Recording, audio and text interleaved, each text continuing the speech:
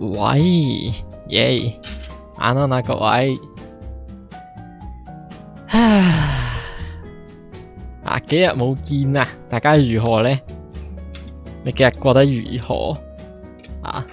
係咪仲生存緊？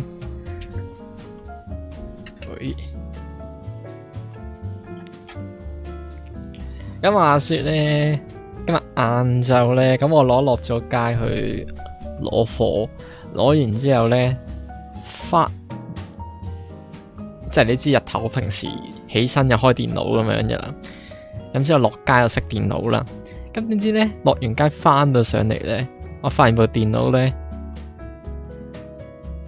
撳着咗嗰個 Power On 嗰個掣，個 Power On 嗰個掣係發咗光嘅，但係呢個 mon 呢係黑蒙蒙一片，然之後好似隔5秒左右就會閃一閃，一笪好暗嘅灰咁樣，即係閃一閃咁樣，然之後會全部黑翻晒咁樣。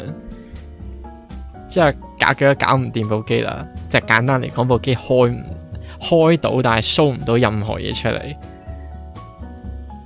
即係諗，唉，20000蚊啊，20000蚊咁樣就打柴咁樣。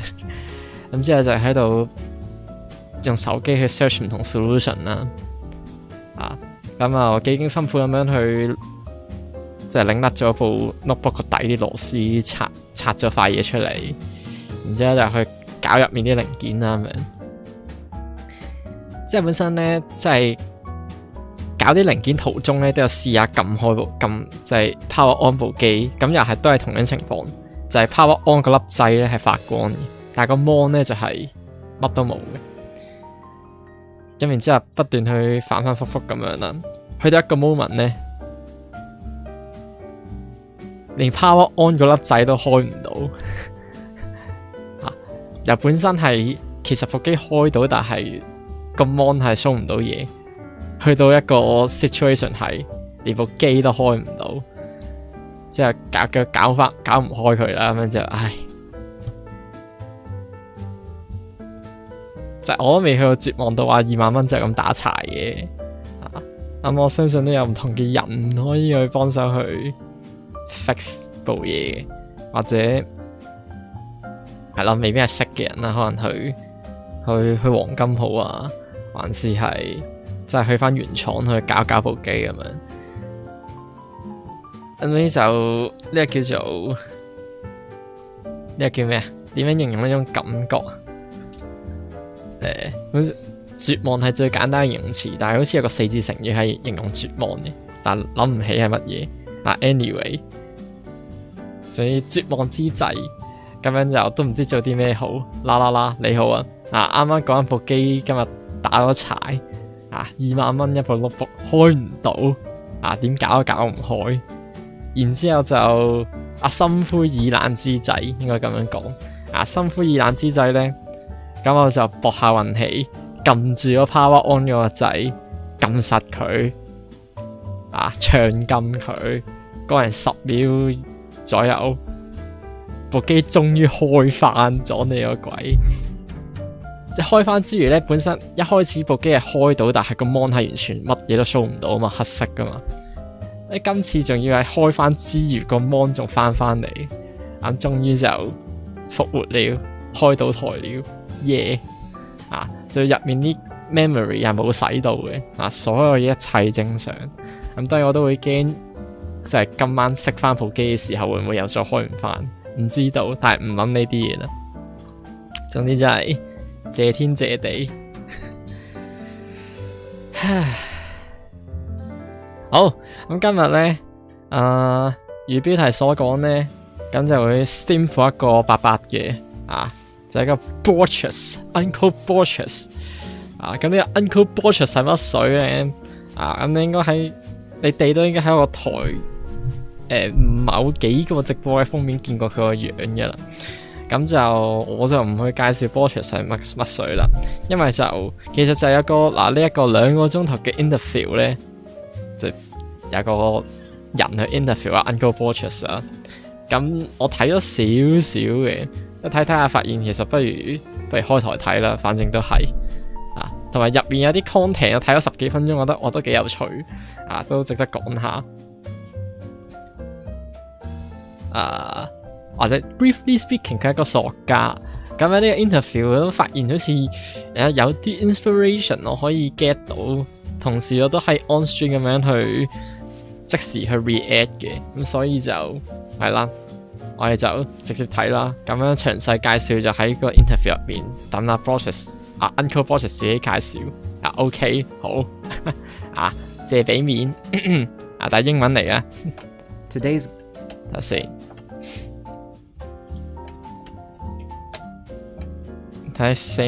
guest is Professor Richard Borcherds of UC Berkeley. Richard is one of the brightest people, if not the brightest person, that I've been lucky to speak to on this channel. He's a Fields Medalist, and a Fields Medal is essentially the Nobel Prize equivalent of mathematics. 佢都呢個主持都大概 briefly 佢講咗下佢搞到佢個樣咁樣唔係太好添。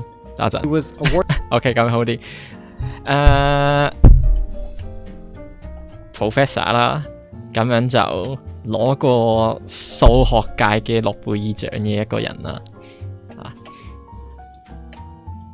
因為諾貝爾獎係冇數學獎嘅，咁就所以 equivalent 等就係相同價值地數學界嘅諾貝爾獎就係叫做 Field Medal， 好似咩菲貝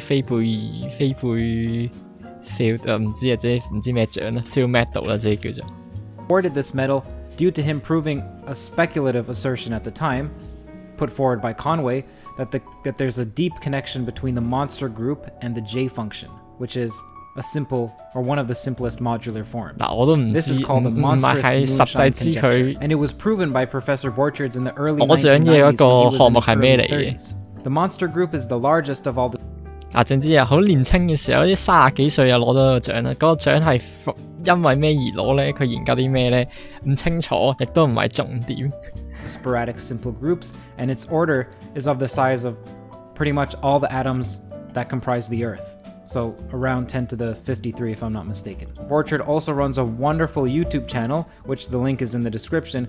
It's essentially teaching graduate mathematics. Over the next few months, I'll be asking mathematicians and physicists about how they think and how they study, because if you're watching this, you're likely a sagacious individual who knows the importance of self-study. This is because 大概講咗下阿 Borcherds 自己有個 YouTube channel 啦，咁樣就呢個主持人佢嚟緊都會去 interview 唔同嘅數學家、物理學家，去睇下佢哋會點樣諗嘢嘅就係咯。For 你 interest 一個數學家係如何生活嘅，如何諗嘢嘅咧？教你點樣變醒目啲，可能係唔知道。Because it's often more important to know how to think about a problem rather than exactly how to solve this particular problem, because the former generalizes to more. 等陣先，咩事？Thank you。OK， thank you。有披薩，正，好，繼續。Problems and more solutions. If you'd like to see more conversations like this, then please consider supporting at patreon.com/KurtJaimungal. Right now, there's the goal of hosting multiple intellectuals on simultaneously, almost like Theomachy, so that they can battle it out in real time. The first will be Bernardo Kastrup and Donald Hoffman and Jonathan Vervaeke simultaneously. Live streams. Well, first of all, why don't you tell the audience a little bit about yourself, your interest, what field of math you study? Math professor, working mainly on algebra and number theory. I did some stuff on monstrous moonshine about 20 or 30 years ago, and have been struggling to do something similar ever since. Similar as in you can't announce it, or you can? Well, I feel like one of these people you know, that said that the worst thing that can happen to a musician is they have a big hit early in their career, because they spend the rest of their time trying to equal that, and I feel I'm in sort of that position, that I did monstrous moonshine when I was young, and I've never managed to do anything similar since. How did you get interested in mathematics? 有你啱啱講到話，佢一個比喻就係有啲人話一個音樂家，佢最慘就係佢年青嘅時候就出名，就做咗啲好勁嘅嘢。Kind of 就講到佢好似自己就係阿 Borcherds 年紀大咗之後，就係以前嘅30幾歲就咁成功攞到獎，但係咯，就隨住年紀大，好似做唔翻嗰種水準咁樣。I've always been as long as I can remember. I mean, I think someone was asking me this question, why did I decide to become a mathematician? And I never did decide. I just was a mathematician. Right, you equated it to being a dolphin, or a dolphin deciding to be a dolphin. Something like that, yeah. 又係講緊問佢即係幾時開始決定做一個數學家咁樣啦。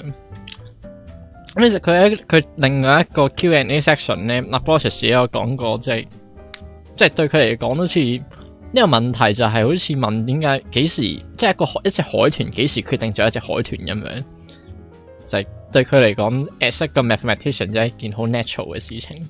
我一出世就係、我又真係冇佢咁厲害。我諗我叫做第一次開始真係對數學有興趣係小5、小4左右。我數學老師同我講就係同全班介紹咗哥德巴赫猜想，咁之後我就覺得，哇！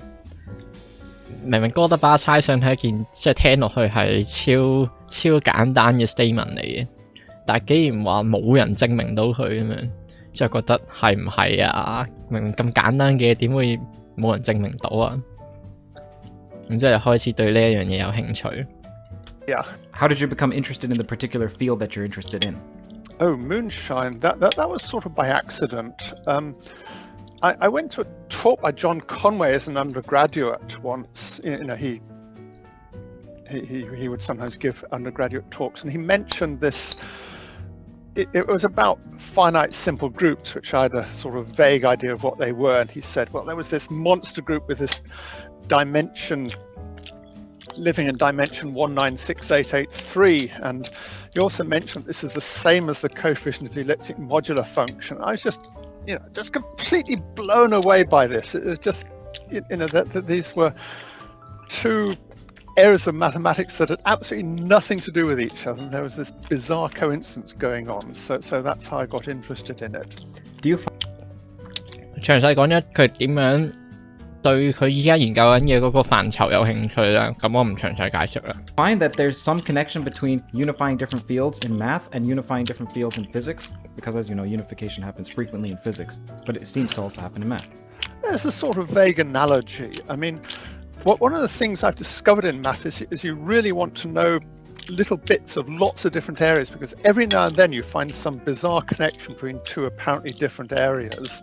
And I would guess the same is sort of true in physics. For instance, Maxwell unified light and electromagnetism, and there were two apparently completely different areas of physics, but Maxwell happened to know about both of them, so he was able to unify them. 講到即係specifically 係數學或者 physics 兩個學科，你鑽研佢嘅時候，你會唔同範疇嘅數學你都會想去涉獵一啲，因為你會喺唔同範疇見到佢哋中間會有 connection。就譬如講 physics 嘅話，完全好似電子同埋光，其實一開始係好似兩樣完全冇關係嘅，但係 turns out 啲人發現其實係有好緊密嘅關係咁樣，類似。I guess gravitation and quantum field theory is another very topical example. That they general relativity looks quite different from quantum mechanics, and it's a big problem trying to connect them. What do your average days look like?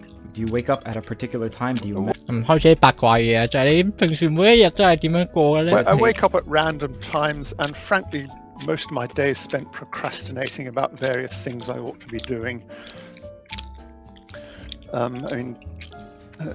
Supposed to be doing mathematics research, but mathematics research consists mainly of trying to do things that don't work. And what do you 佢又講，我一開始第一次聽嘅時候就心諗，哇，簡直係我，即係佢就係問佢每一日平時點樣過嘅，佢就話，有隨機嘅時間起身啦，即係冇話特定幾點起身，然之後每日花最多時間就係去拖延咁樣。尤其是做 math research 呢樣嘢，就因為 math research 就好多時候都係做緊啲嘢係 turns out 係唔 work 嘅咁樣。而家仲講到啲咩啊？係類似啦。You procrastinate with?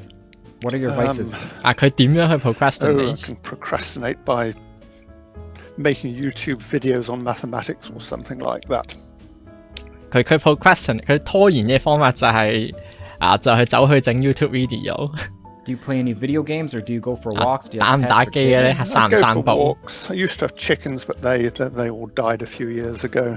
以前養 How much 雞 time do 嘅， you 但係 spend 死晒。 studying versus, well, let's say you're doing research.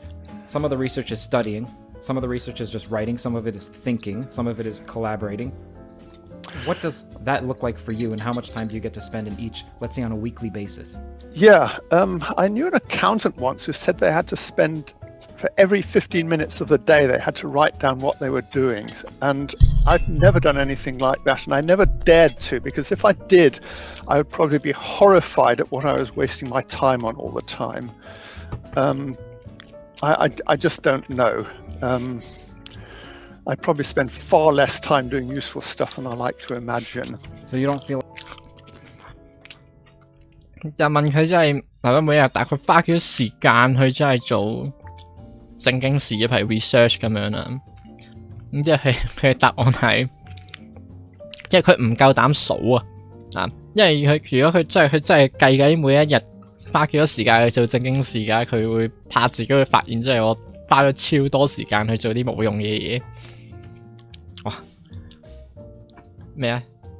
有句句子叫咩啊？這簡直就是我。feel like you manage your time well? It's dreadful at it. I'm poorly organized and have atrocious time management skills. Let's say that you had an ideal day in terms of process, so not in terms of outcome, because your ideal day may be solve the Riemann hypothesis in the morning, move on to so-and-so, solve it. So forget about that.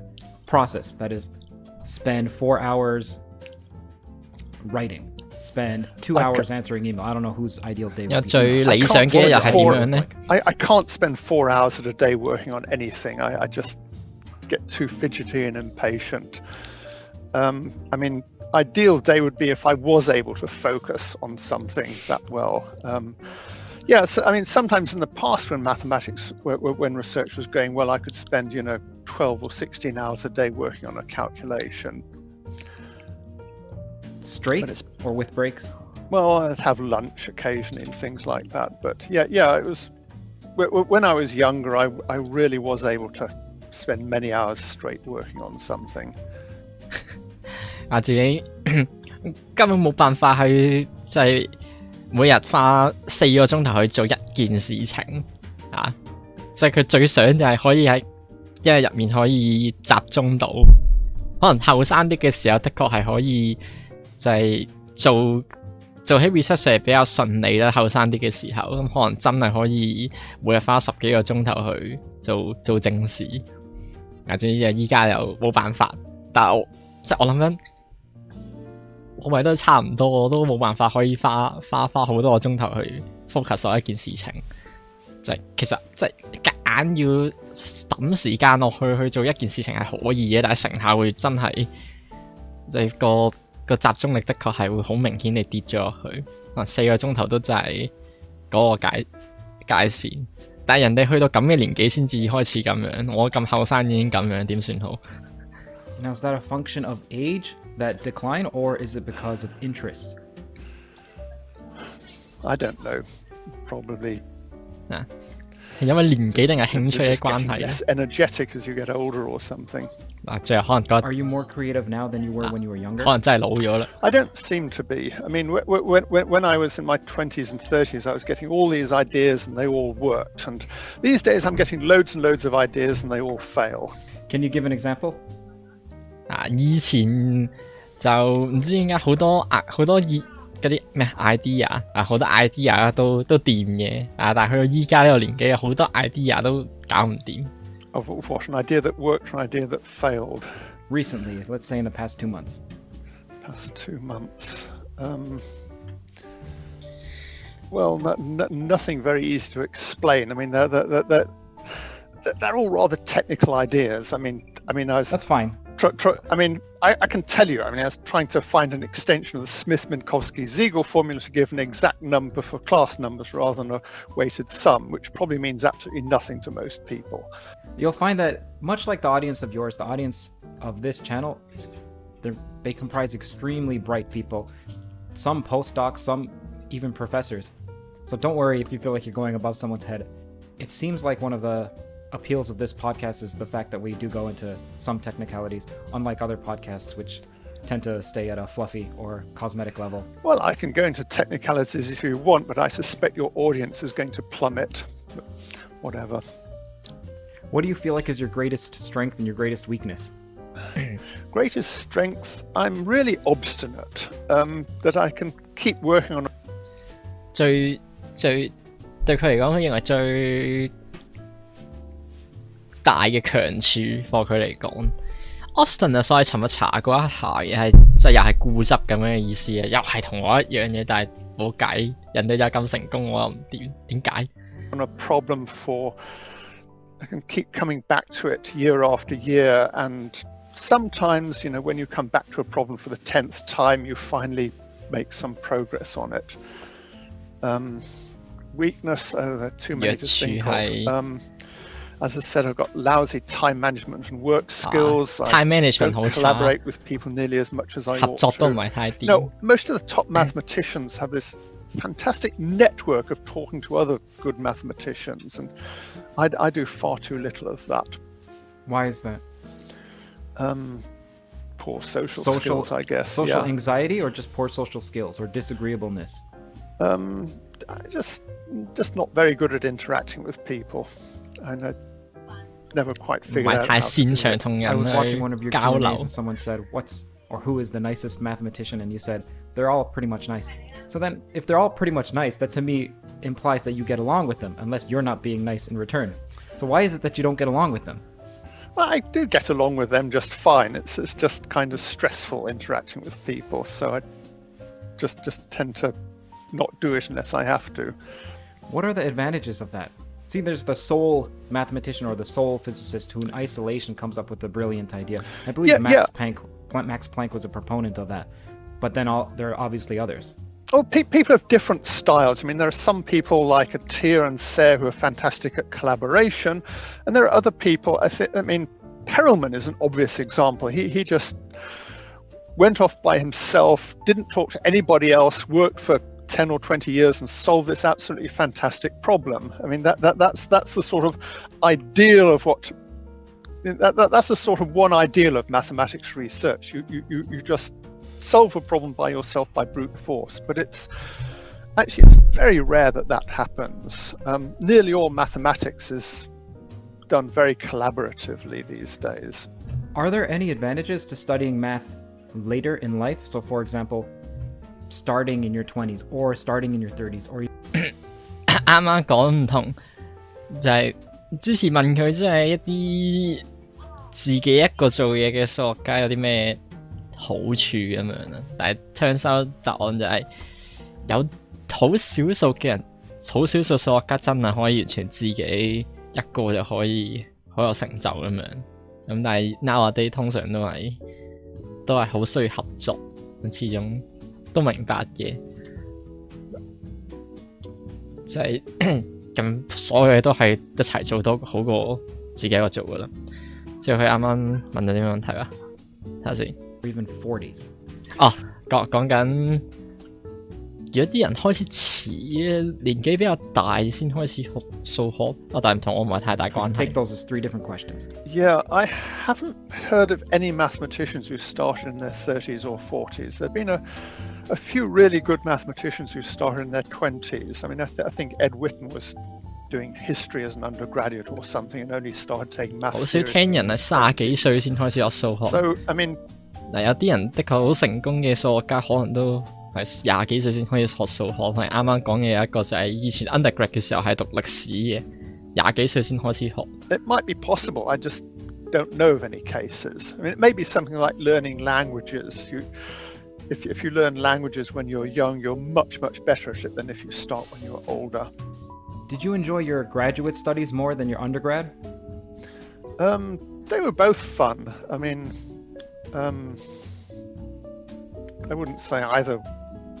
Postgrad 同 undergrad 嘅數學對佢嚟講都好有趣。You mentioned quite a few times, and probably even in some of your non-Q&A videos, you mentioned that interest matters. So if you're going to pick a problem, pick one that you're terribly interested in, because over the long run, you'll be set with problems and so on.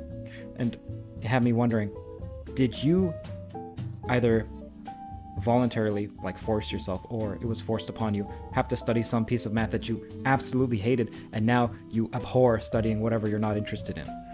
Well, I've never actually bothered studying math I didn't like. I mean, I don't remember anybody past high school telling me to study math that I didn't want to. I mean, at university you can very much pick what you want to study. I mean, high school, yes, I was forced to study various bits of applied math that I can no longer stand. Often solving mathematical problems requires a certain state of mind. Do you find yourself going through periods where you feel like your mind is not creative enough, not focused enough, and how do you solve that? Yeah, of course. Well, you just have to go off and do something else. So there are several things you can do for this. I mean, John Conway told me that what he did is he always had a sort of background calculation. So he'd be calculating tables of knots or tables of lattices or something. And you can do that even if you're not feeling inspired. And I think Richard Feynman had this idea that you could always do teaching as a sort of background thing. And the point in both cases is so that you have something where you can see that you're making progress, because the trouble with research is most of the time you're working hard and making no progress at all, and this is psychologically kind of a bit depressing. So you need to have something else you can do where you can actually make visible progress on it. What's the long... 講到話即係如果發現自己唔係發現自己一開始係問應有冇啲 period 係真係好覺得自己冇創意啊，好 stuck 喺度咁樣 kind of 咁樣啦，就係或者 turns out 同佢嘅答覆我大概可以 get 做，就係如果你而家做緊嘅嘢冇乜進展啊，卡咗喺度咁你點樣好？咁樣佢就會話唔同，都聽過唔同嘅人咧，其實真係會用唔同方法咯，即係譬如話有一個數學家 John Conway 好似係會就係如果啲research 一陣啲 stuck 喺度嘅時候，就會去計下啲其他嘢咁樣啦。有啲人可能走去教書啊。最重要一 point 就係佢真係做啲嘢去令到自己覺得其實真係有啲 progress 啊。因為其實做 research 不嬲都係其實花好多時間都係做一啲做完之後其實可能都係冇成果冇成效嘅一啲嘢，好常見。Longest lull or the longest involuntary cognitive hiatus you've experienced? Well, I'd say hard to say. I mean, it might be now. I've been working on a problem for several years, and I don't know what the progress is, because 20 times I think I've solved it and got really excited, and then I start to write it up, and geez, there's this huge hole I somehow overlooked, so I go back to being depressed for a bit, and so it keeps on switching backwards and forwards between thinking I've solved and thinking I haven't. And I sometimes think that sooner or later I'm going to get so senile that I can't actually figure out what's wrong with my solution, and then I can publish it. And this is actually unfortunately what happens to some mathematicians when they get old. They sort of lose this capacity to see what's wrong with what they're doing. You mentioned depression. I don't know if you just meant that as a throwaway comment, but do you... So, 問佢最長一段即係停滯不前嘅時期維持幾耐咁，可能就係講依家啦。佢就係可能幾年都係喺 working on 一個問題，但係廿幾次感覺到咦好似掂喎，但係真係寫落嚟嘅時候先發現，哇！原來我 miss 即係忽視咗一個好大嘅一個漏洞咁樣。而再補充多少少就係其實真係可能即係去到某一日可能真係就連嗰啲漏洞都發現唔到，就係唔好話求其啊，就係咯，啱啱就係佢有 idea 啊，有廿幾次 idea， 廿幾次都發現漏洞，但係可能佢去到有一次真係有 idea 啦，但係就連個漏洞都睇唔到就發表咗啲論文咁樣，咁可能就係講到就係好慘嘅，就係好多數學家可能老咗之後都會有時有咁嘅狀況，都唔係太清楚自己即係做嘅嘢有啲咩漏洞。Feel like you're characterized by depression, or are you just using that in the informal sense? I don't feel I've ever had anything I'd call depression. I mean, of course, you go through phases when you're feeling a little bit less happy than usual. Actually, I don't know. I mean, maybe I'm just not very good at spotting symptoms of depression. I remember seeing a poster once of saying, look out for these typical symptoms of depression. I remember being really unimpressed by that because I was thinking that was sort of my normal state as a graduate student. I didn't count that as being depressed. So maybe I just don't recognize depression. Someone asked, what's your... OK 問佢即係佢一講到真係情緒不前啊，或者真係有 depress 咁樣啦。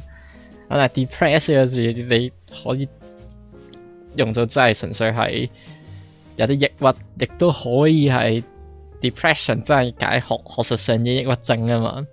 咁係咁嘅係邊種咧？對佢嚟講，咁佢就話其實就有時會真係會就係唔開心，但係又唔覺得自己係真係抑鬱咯。有趣嘅就可能以前讀書嘅時候喺度喺 college 嗰度望嗰張 poster 上面寫住留意呢啲抑鬱症嘅病徵啊咁樣。咁Borcherds就覺得真係好廢話嚟嘅，就係明明呢啲咁樣嘅所謂抑鬱症嘅病徵就係一個畢業生嘅一個就係 normal status， 就係一個畢業生。一個正常畢業生就係有啲咁樣嘅所謂病徵咯，所以可能佢都有 depression， 但係自己覺得唔係，唔知道佢自己咁樣講。Your IQ, and do you have any methods of increasing IQ? I've no idea what my IQ is, and as far as I know, the only method of increasing IQ is to go back in time because your IQ steadily decreases as you get older. Have you taken any nootropics or supplements to try and either stave off cognitive 佢哋 deterioration 提升 IQ， 而提升 IQ 對佢嚟講最好嘅方法就係時光倒流翻以前，因為 IQ 係會隨住時日、隨住年紀會下降。即係而家問佢有冇食啲咩補品啊 cognitive state? No, I don't. Besides caffeine. I don't take caffeine, and I don't know what a nootropic is, and I stay well clear of anything that's remotely mind-altering. You don't drink coffee? 連咖啡都唔飲， No. 好癲。You're British. No tea. Well, I drink tea out of politeness if someone puts it in front of me. 有時人哋放喺佢面前就會飲茶，但都真係幾癲喎！我好難 imagine 一個學術界嘅人係唔飲咖啡，佢點樣可以維持到佢唔瞌眼瞓呢？我真係唔知邊有可能啊！好癲喎！學術界嘅人可以唔飲咖啡。Do you find that depression is higher in mathematicians than in the general population? Way outside my expertise. I've no idea what the incidence of depression is in either the general population or mathematicians. I've never noticed mathematicians being particularly depressed, but I'm so clueless. I probably wouldn't notice even if they were.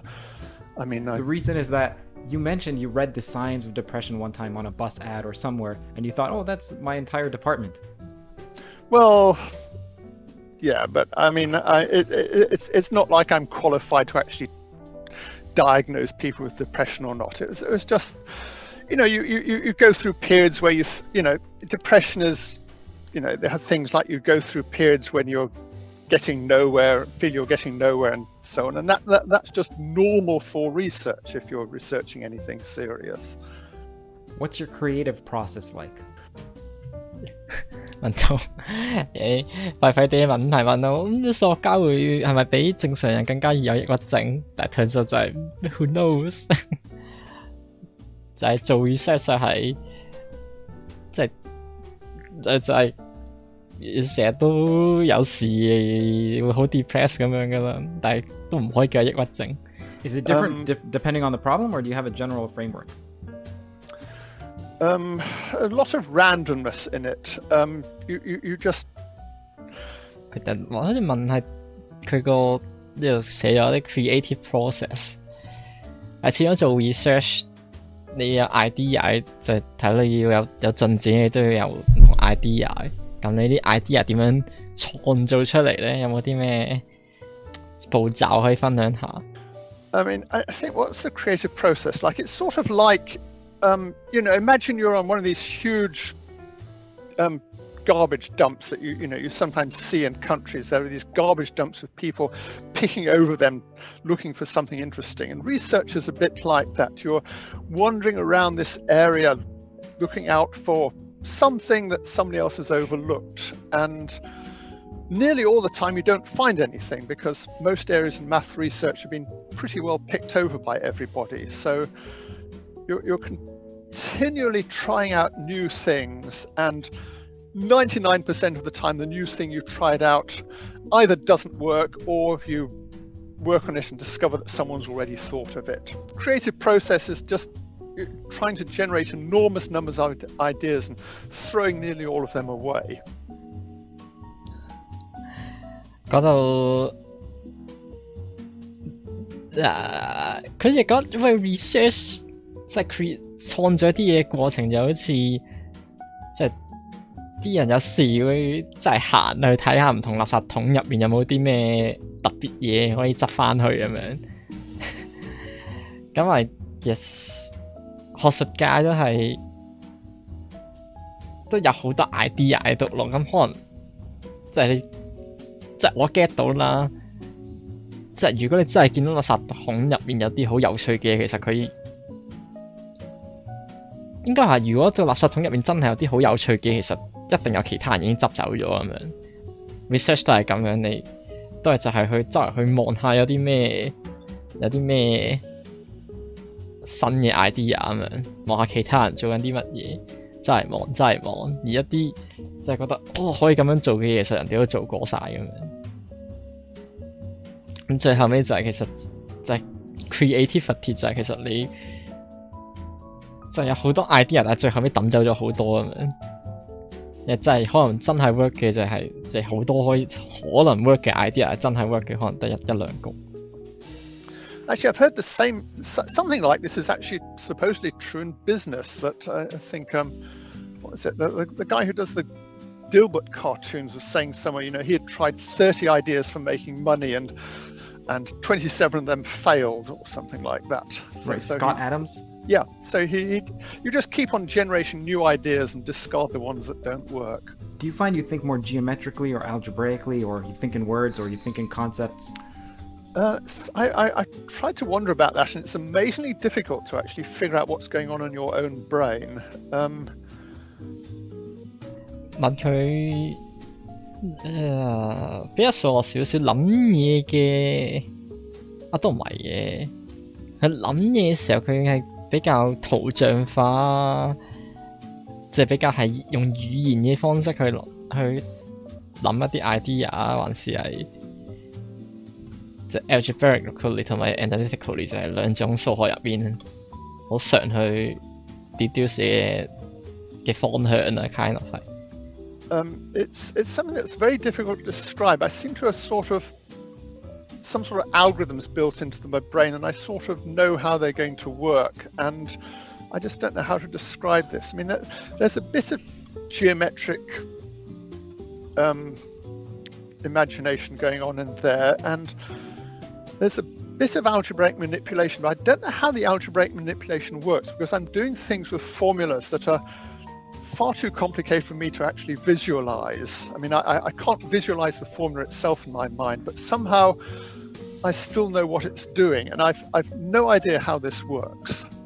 好難形容自己個腦係 Actually, the mathematician Jacques Adamar once wrote to a lot of mathematicians, asking them to describe how they thought. The trouble is, it's so long ago since I looked at this that I can't remember what conclusions he came to, but there have been some attempts by mathematicians to research this question. I was reading Penrose's Emperor's New Mind, and for anybody who is a mathematician or a physicist that wants to read that book, just read the last third. It was a slug to get through. It was quite an ordeal to get through the first bit because it's so much retreading of similar ground, and the last third is actually where it's interesting. But in the last third, he talks about when he was in high school, he's noticed that he thought differently than his peers.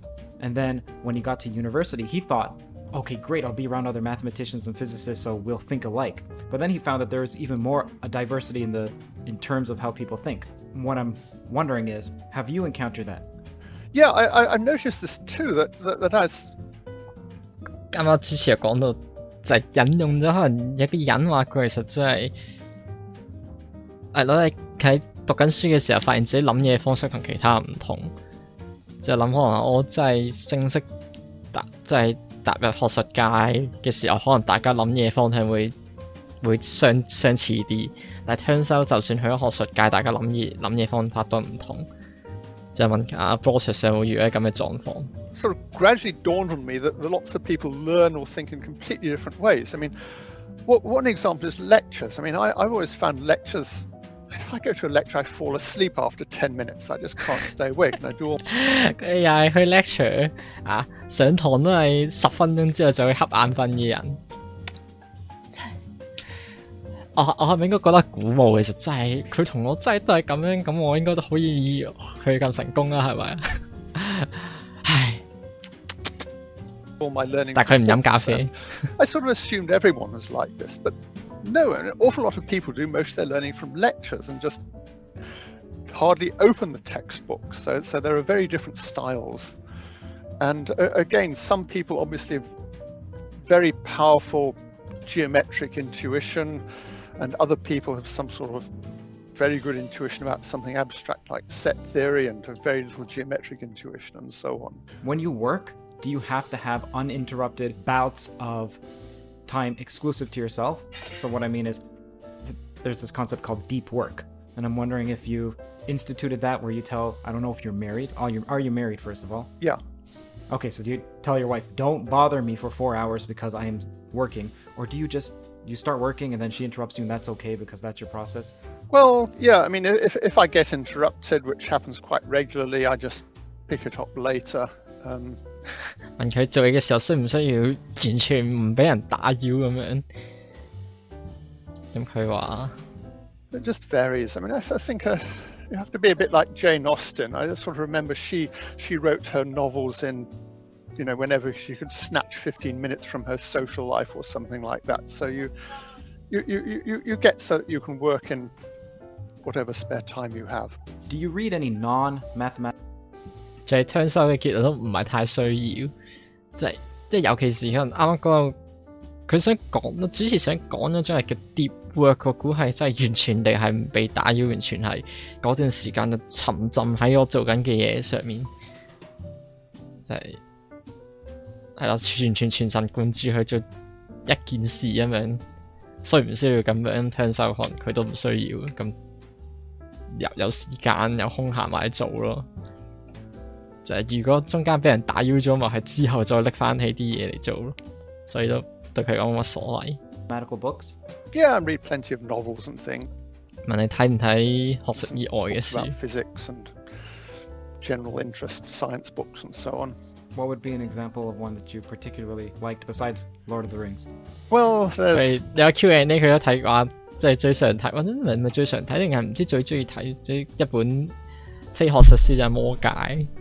I don't know, 除咗魔戒之外咧，Game of Thrones。Hang on. I mean, fairly eclectic reading. I mean, I like Agatha Christie novels, or God, my mind is blanking out, or Terry Pratchett, or any light reading. I mean, I don't go around reading the sort of deep literature that people in English literature classes write essays about. And I've got a copy of Finnegan's Wake upstairs, and you can open it at a random page, and I can't understand a single sentence. 都係會就係睇其他書，又會睇啲比較輕鬆少少嘅，就係唔會係有啲好文學好難明嘅書。Mandalore here wants to know if you've read or heard of Jordan Peterson and what you think of him or his work. Jordan Peterson, yeah, I've got one of his books about had the word 12 in it, I seem to remember. 邊個嚟 I- What's the most important part? Just that number. Yeah, and I sort of read it, but must admit I can't remember an awful lot about it anymore. Do you find that you read slow when it's a non-mathematical book, or even when it's a mathematical book? 睇嘢算唔 I 算 read 慢 math 咧？ books slowly, other books fairly fast. I mean, math books very slowly, and it takes a long time to absorb what's in it if it's anything new. Okay, I'm going to take a question from the audience here. 佢話睇數學書都係睇好慢嘅，但係睇其他書好快嘅都正常。所以佢一個安慰，大家睇數學都睇得好慢。Will there be copyright issue？ 我啲細台算數啦，有再算啦。Oh, okay. Primetime Durkheim says, has he experienced any sort of moments of madness or psychological aberration, being someone who has a lifelong habit of working in high math in isolation? Nothing 咩啊？有冇自己有做數做到黐咗線點樣？ that I've noticed. 奇怪 But, I 問 mean, 啲。 if maybe I'm mad and so mad that I don't notice I'm mad, who knows? Maybe doing mathematics obsessively is itself a mad thing to do. 都啱。 So close. 都啱。我本身就想講咗啲 stereotype 咁樣，即係學術人又係即係怪人、黐線佬咁樣。佢又話即係又冇咁樣嘅狀況啦，唔覺得自己黐咗線，但係可能其實真係本身就係中意數學呢一樣嘢，就係一種黐線嚟嘅。都啱嘅，我都認同。Below is Stan96 says, he said he avoids anything that is mind-altering. So do you also avoid certain foods? Or do you optimize your diet in general? Do you do intermittent fasting? 食嘢方面有冇啲 I 咩？ tried intermittent fasting sick. for about 3 or 4 hours once. I don't think that counts. Yeah, well, 有試過3-4個鐘頭嘅禁食，即係就係我諗應該唔算係禁食啊，個主持話。yeah. That's infinitesimal fasting. Well, yeah, I mean, I think I tried it for a day or two and it didn't seem to make much difference, so I gave up. No, I don't have any particular food habits.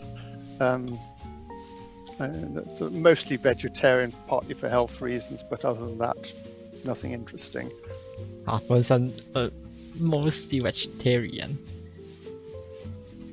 即係主要都會食好多菜嘅，係嘛？咁都已經算係特別嘅 diet 啦。Anyway， How is it that you go about learning a new math? Either learning from a new field or learning math in general? It's very slow. You have to, I mean, as I said, I learned by reading, so what you have to do is I learned by reading and by calculating examples, and it's a very long, slow process learning anything. I mean, generally, try reading about it in a dozen different books, working out lots of examples, and the first half dozen times I try and learn it, I just forget it again.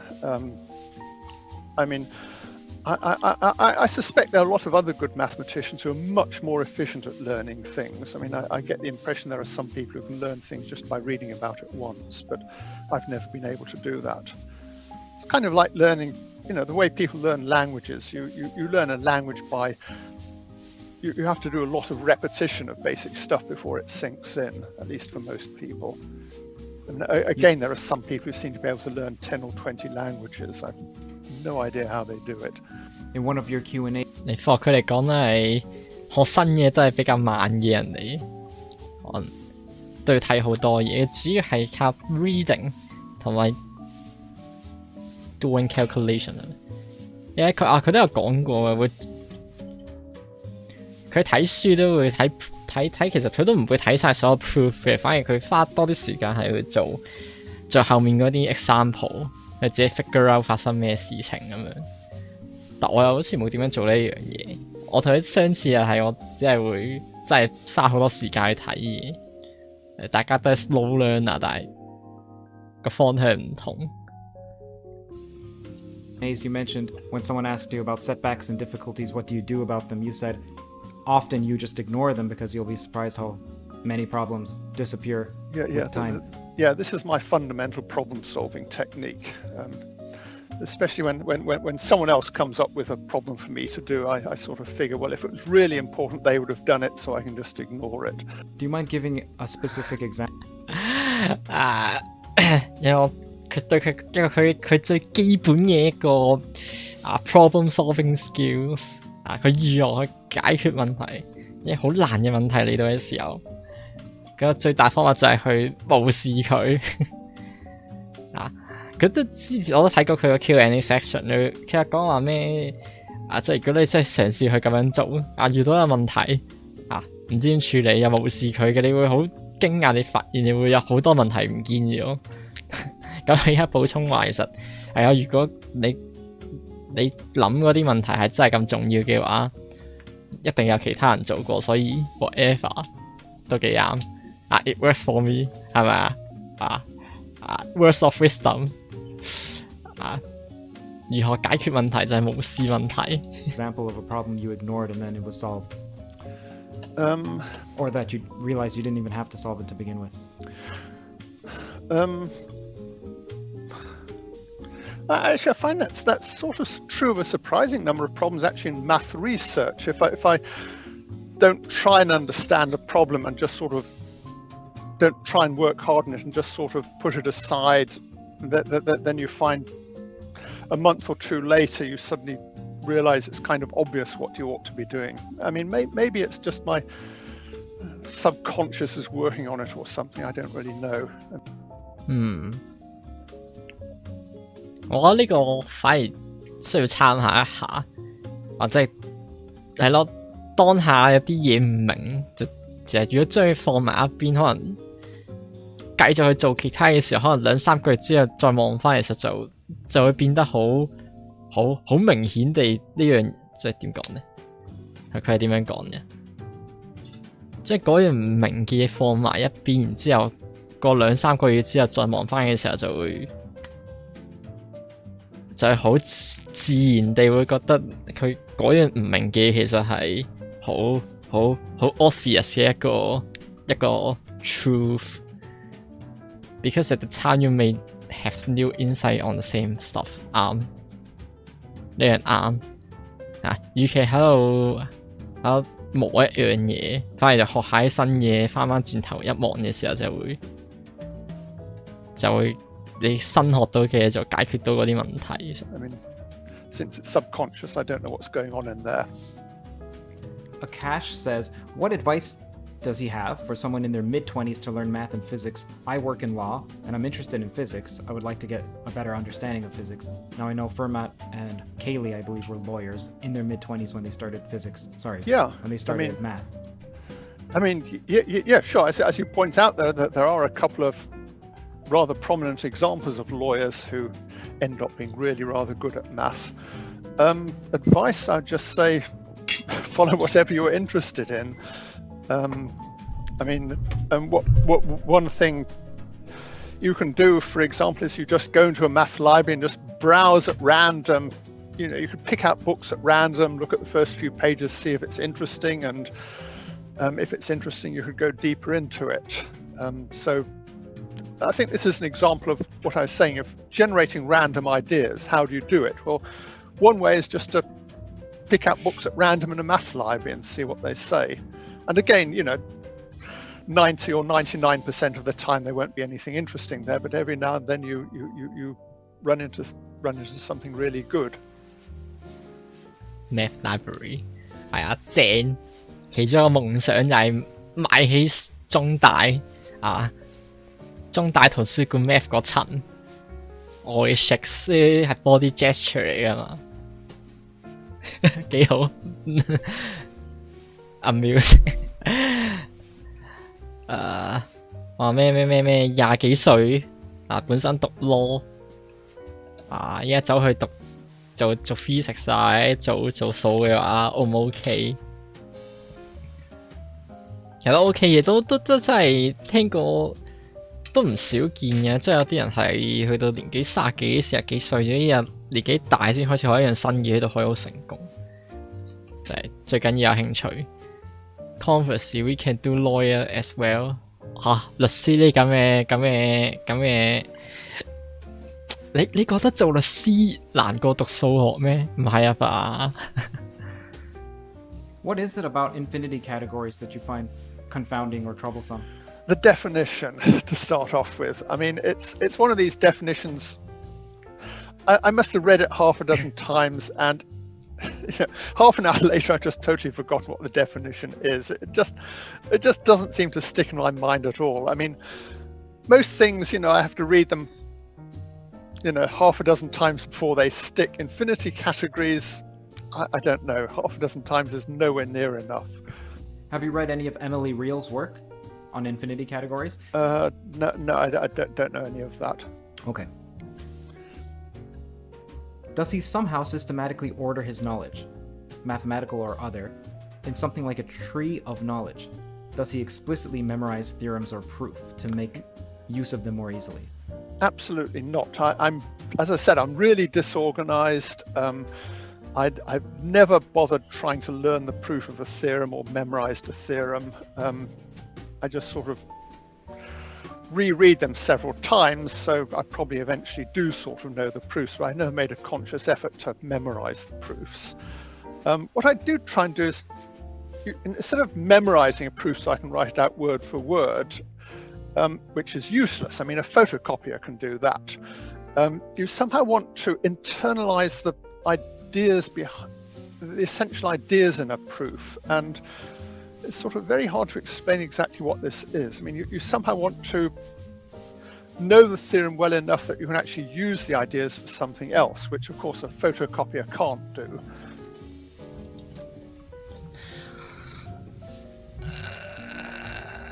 其實呢樣嘢我好認同嘅，因為我一直都係即係唔好話睇 proof 啊，即係齋講話以前中學嘅時候做數，其實你 turns out 係點樣先至識做咧？即係我係好心水，我如果直接睇 answer key， 我係唔會。turns out 係唔會真係識做，或者總之做下就係我係會做一條數係即係花幾個鐘頭諗，就係肯花幾個鐘頭去諗而唔睇答案嘅人嚟啊！我都教我啲學生就係你唔係教學生，叫啲學生你唔好睇 answer key， 自己諗。你想知點樣可以先至識做，坐低諗，冇6個鐘頭冇企起身。或者冇係起碼諗6個鐘頭先咁樣，但係其實呢一樣嘢就係好 controversial， 就係好嘥時間，真係我都唔知，有時就係真係要取捨下，我真係唔知。And what's going? You don't study like that。唔同人唔同方法啦，可能所以你咪成功啲咯，會到時我呢啲超嘥時間。救命！我都唔想咁嘥時間，係真係忍唔住我係忍唔到手啊！本身都已經決定咗，真係，我唔諗咁多啊！總之我抽起重點就好啦。啲抽差重點都發現，我真係差少少諗明啊，差少少嘅咋，之後就嗰少少就花我成半日咁樣。You should rest, probably.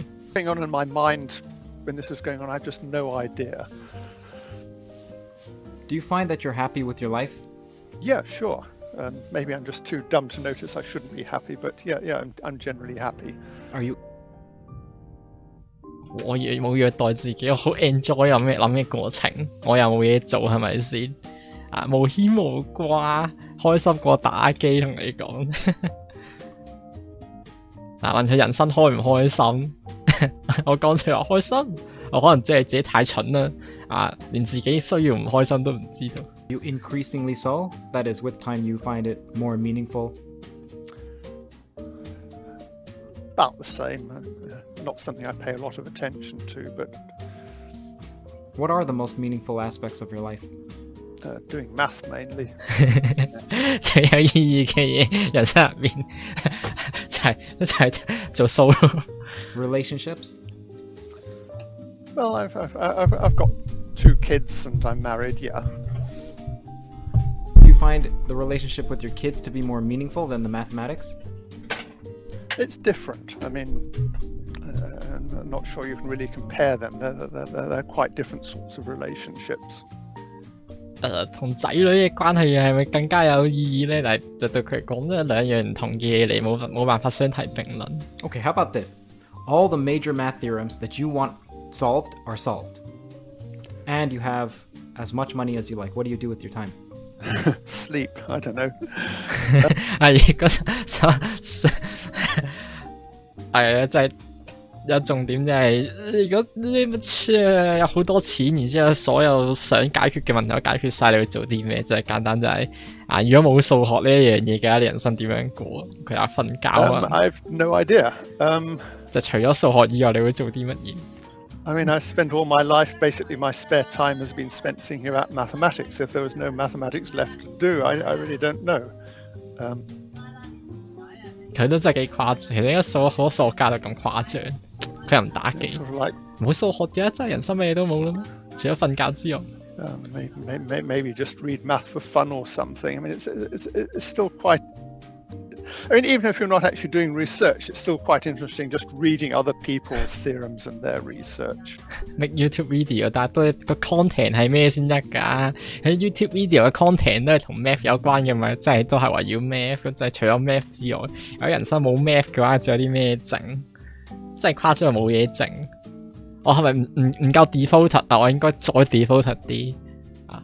我應該唔打機咁樣。So it would be a bit like me asking a dolphin, what if you weren't a dolphin anymore and it can't conceptualize it? Yeah. I mean, it's just... The question doesn't actually mean very much. What was it like to win the field? 咁誇張。贏到 field medal 係有咩感受？ Anticlimax.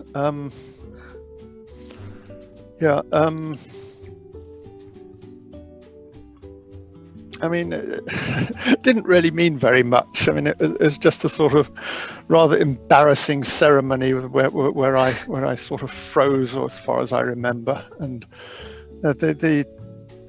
actually proving the theorems was fun. You feel very excited when you've done that, but getting a medal or something for it is just sort of nothing. The only advantage of it is you stop. Is you stop worrying about getting these things when you realize how unimportant they are. 佢仲有句係講啲咩喎？但係總之就係其實攞獎係即係聽手就係個獎就只係一個好尷尬嘅一個典禮啊，本身都係為興趣覺得好有趣先證明咗一啲嘢，但係最有價值係咩話呢個獎 getting these things when you realize how unimportant they are. 我聽得明啦，好似係就最有價值就係好似係話咩，就係發現其實呢啲獎都唔係真係咁重要。攞完呢啲獎之後，最有價值嘅就係發現呢啲獎都唔係咁重要，係咪咁嘅意思？When you talked about math, you mentioned that it's meaningful to you, maybe one of the most meaningful, if not the most meaningful aspect of your life. So what is it particularly about math that you find meaningful? 所以最有價即係講數學咁有價值，但係實際上對你講數學就最有價值嘅、最有意義嘅係咩？ It's understanding. It's part of understanding how the universe works. There are all these fundamental questions like why does the universe exist and what are the fundamental laws of physics, and mathematics is part of that. Whenever you're doing mathematics, you're a little bit to understand how the universe works. Maybe not very much, but the universe, as far as we can tell from physics, the universe is running mainly on mathematics, although we haven't yet quite figured out the exact mathematics behind it. Does that mean that you have the sense that when you're performing math, you're engaged in an act of discovery rather than invention? Oh, very much so. Mathematics is, there's this question about do you invent or discover math? Entirely discovered, not invented. Well, there are one or two areas I won't mention where I would say it's invented and totally useless, but 其實基本上全部都係一個發現嚟，而唔係一個發明。So a classical example of this is monster sporadic simple group. 因為佢係發現派嘅人嚟。Really amazed me because, the axioms for a finite simple group are so trivial. You can write them out in one line and they're very trivial and natural. And then the monster simple group is somehow hidden in this single line. So we've got this monster simple group with 10 to the 54 elements and this fantastically intricate structure somehow hiding in this trivial one-line definition. And a lot of the best mathematics is like that. You've got some sort of box that looks just like a plain small box without anything figuring it out, and you open it up and somehow there's this massive diamond inside it with no indication on the outside of the box there's anything like that in it. What is it about the monster group or the sporadic monster group that you find fascinating? Because to an outsider, so let's say someone who's not interested in math, to say that it's interesting is almost as arbitrary as saying, why are there 6 platonic solids? Or why does the number 1740 exist? Yeah, because we don't understand why the monster exists. I mean, so there's this classification of the finite simple groups, and the classification says, well, there are these infinite families, and okay, infinite families of things are kind of uninteresting. Well, okay, they're not uninteresting. Most mathematicians find them very interesting, but finding an infinite family of things isn't too surprising. But the classification says there are these infinite families like alternating groups, and then there are 26 others left over, which there's no obvious reason why they should exist. And the infinite families, you can sort of think of a reason why they exist. I mean, they're general linear groups, and they exist because they're symmetries of vector spaces. It's a very natural explanation. And then you have these sporadic simple groups exist, and they exist because, well, nobody really has any idea why they exist. There's no explanation for them beyond going through 10,000 pages of the classification. So this may be one of these unanswerable questions, like one I mentioned earlier is, why does the universe exist? I mean, maybe it just doesn't have an answer. What would an answer? 即係我唔係太知道 monster group 其實係乜嘢，我唔係太知道，根本唔知道。但係其實都同佢唔同片都即係講到少少類似嘅一啲感覺，就係有啲好特別嘅數字係好重複性地去喺 modular form 度出現啦。可能唔知一個19萬唔知幾多嘅一個數字，但係唔知佢點解成日喺度出現嘅一個好 random 嘅數字，而冇人解釋到點解呢一個咁樣嘅數字係咁常出現。所以學呢啲咁樣嘅嘢對佢嚟講係最有趣，冇人解釋到嘅嘢。Answer look like? This is the problem. I just cannot imagine how you could even answer the question, why does the universe exist? I mean, imagine an 就諗都諗唔到，就係想像唔到個答案會係點樣，就叫甚至嘗試去諗個答案都做唔到。Answer that would satisfy you as to why the monster group exists. What would that even look like?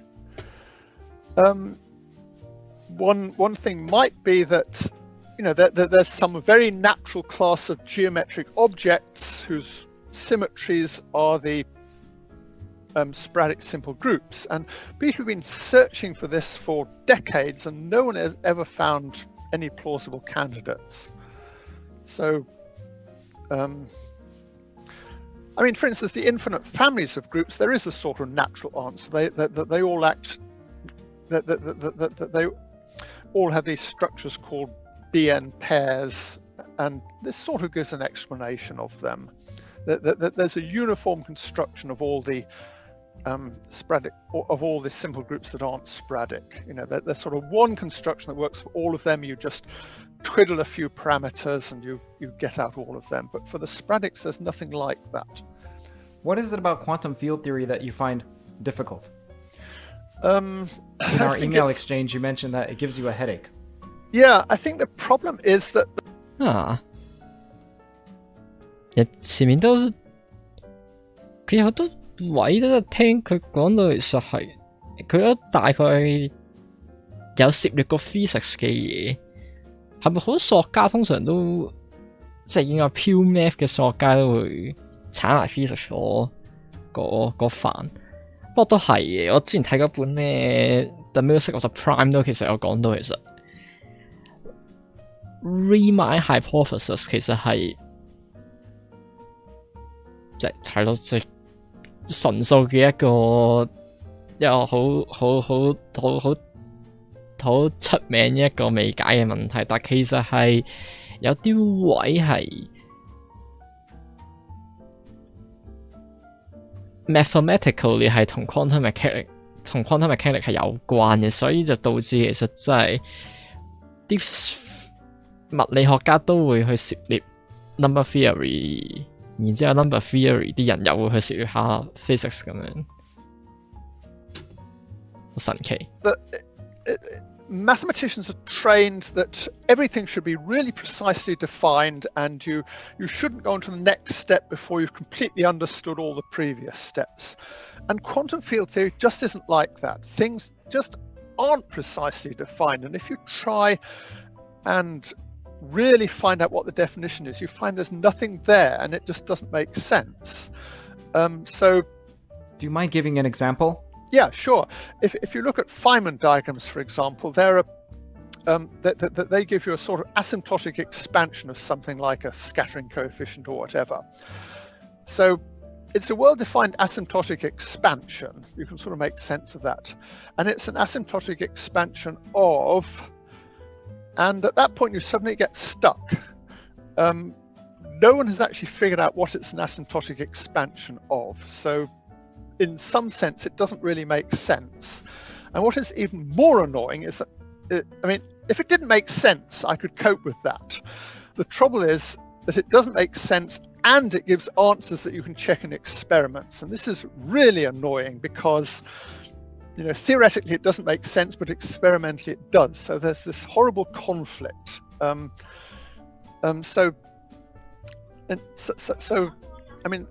In some sense, the fundamental problem of quantum field theory is to give a rigorous definition of it. There still isn't one.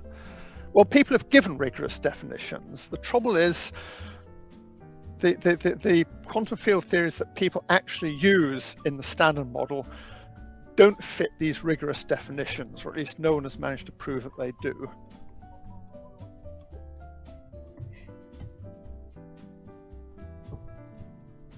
呢樣我都有少少心同感受，即係對我嚟講，點解我覺得 physics 咁其實係咪話難明咧？好難掌握嘅一個位係，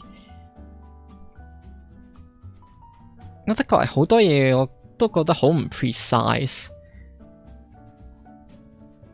譬如佢啱啱講到係，即係譬如數學你一樣嘢你嘅定義要係好清晰、好準確噶嘛，咁大家先至會冇，即係如果一句句子一個名詞，你大家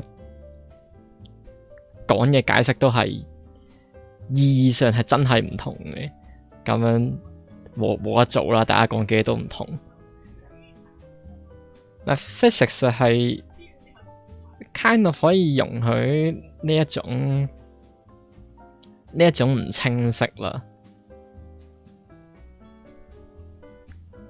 齋個以個例子，我唔知貼唔貼切啊。譬如話你點樣 define 咩係 energy 咧？其實咩係能量？其實我都頭痛過，究竟點樣去定義能量呢一樣嘢？咩係 energy？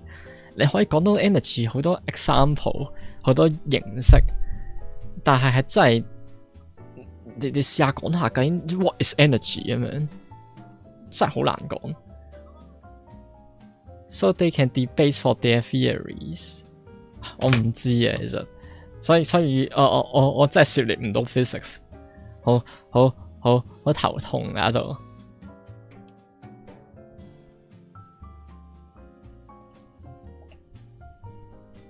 所以真係 physics 真係，要我教 physics 真係，你就算好基本嘅嘢都好難教對我嚟講，我覺得。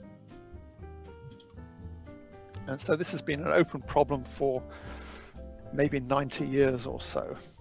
Do you have any thoughts on the existence of free will? Do you think you have free will? And if not, then Never study physics in U。你中學有冇讀過？你中學唔需要睇 U 嗰啲㗎，齋中學。你中學就已經要教啲僆仔咩係即係教 energy 啊嘛。你點樣同啲僆仔講咩係 energy 啊？根本講唔到咩什麼是 energy， 好難 define 到，唔係好難冇辦法 define 到。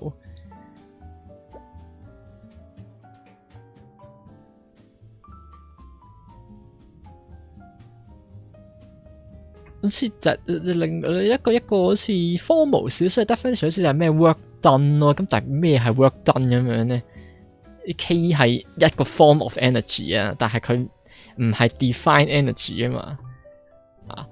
What is energy？ 即係你要做一句 energy is 咁樣嘅一個句子係超難。呢個 work done 啦，呢個係啊。呢個就係 work done 嘅 equation 咯。我見過嘅一個 definition 就係 energy is work done 咁樣，但咩係 work done 咁樣，超難解釋，搞唔掂。Why not? If so, why so? And how are you defining it? I thought about this a bit, and what I eventually came to the conclusion was that just assume the formula be true。就係因為 physics 同埋數學嘅分別好唔清晰佢嘅 definition 都。I didn't even know how to define what free will was. So 自由意 if you 志 can't define something precisely, it makes it very hard to 又係什麼是自由意志就係你 define 到咩自由意志先至可以討論到啊嘛。In fact, this is a big problem with an awful lot of philosophical questions. If you look at them close enough, you discover that the terms in them are simply not well defined enough to talk about. 哲學上面都有啲咁嘅問題，就係討論哲學嘅嘢，但係好多 term 都係冇被定義得好。呢個係佢嘅 opinion， 我冇專研過呢啲嘢。So, can you even define free will? Can you talk about it not as a mathematician, but let's say as a regular person? About what? Free will? About free will. Now, what you're saying is that there's the slippery definition. 唔係啊，你呢個 interview 最主要係想知道佢係如何諗嘢啊嘛，所以都唔可以話 trash questions 嘅，就係你想知啲咩啊？你想知佢啲咩？譬如話，你會真係想知佢同佢做緊嘅嗰個範疇有關嘅一啲嘢咩？你聽都聽唔明啦。你認識一個人，你就梗係去認識佢唔同諗法啊、興趣啊咁樣噶嘛。你睇你對佢有興趣嘅嘢係什麼？我覺得還好，我覺得。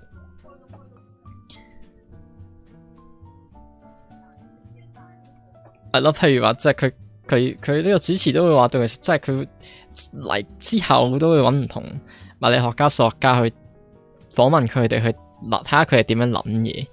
咁話齋講呢個什麼自由意志呢樣嘢，你係點睇咁樣？其實都係一個 general norm 係 about 一個就係 scientist 究竟係點樣睇呢樣嘢。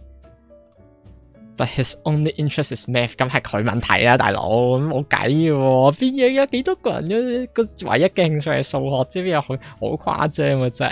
真係人生冇咗數學嘅話，就真係乜都冇啦，真係好誇張其實。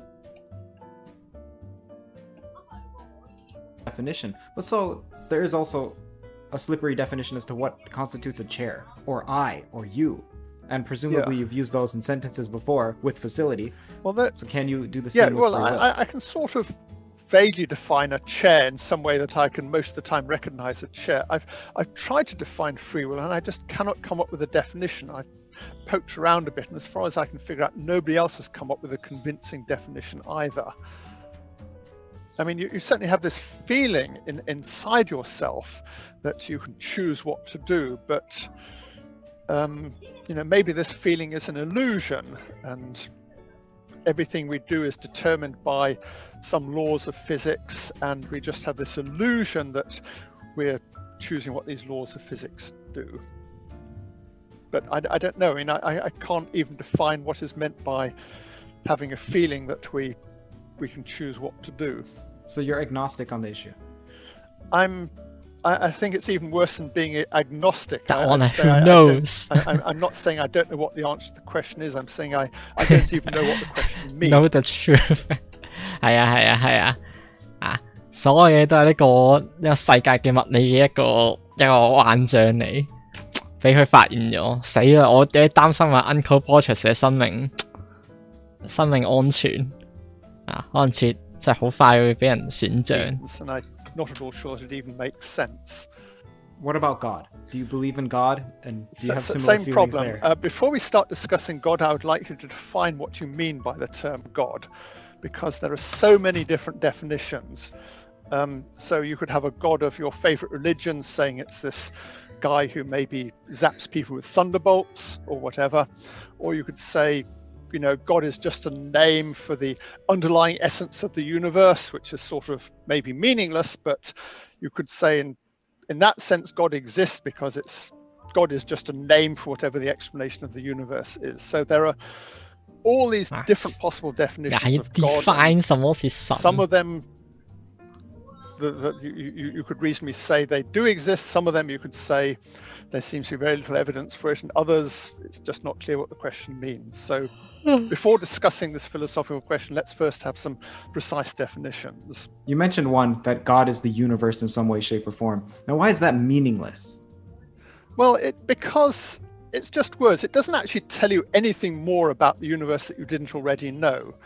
So there's a whole lot of questions like this. You could say, the universe is really a simulation, or the universe is a cellular automaton, or maybe there are lots of parallel universes, and none of these actually say anything whatsoever about the universe. I mean, they're all great plots for comic book stories or whatever, but what's the difference between the universe being a cellular automaton and the universe not being a cellular automaton? Well, there just doesn't seem to be any difference. Or what's the universe? What's the difference between there being a sort of pantheistic God underlying everything, or there not being a pantheistic God? Well, I've no idea. It just seems to be a content-free sentence. In your...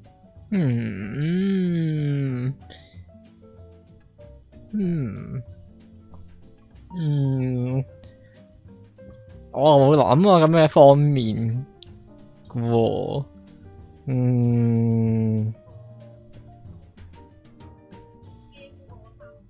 我唔係太唔係完全 get 啦，但係總之係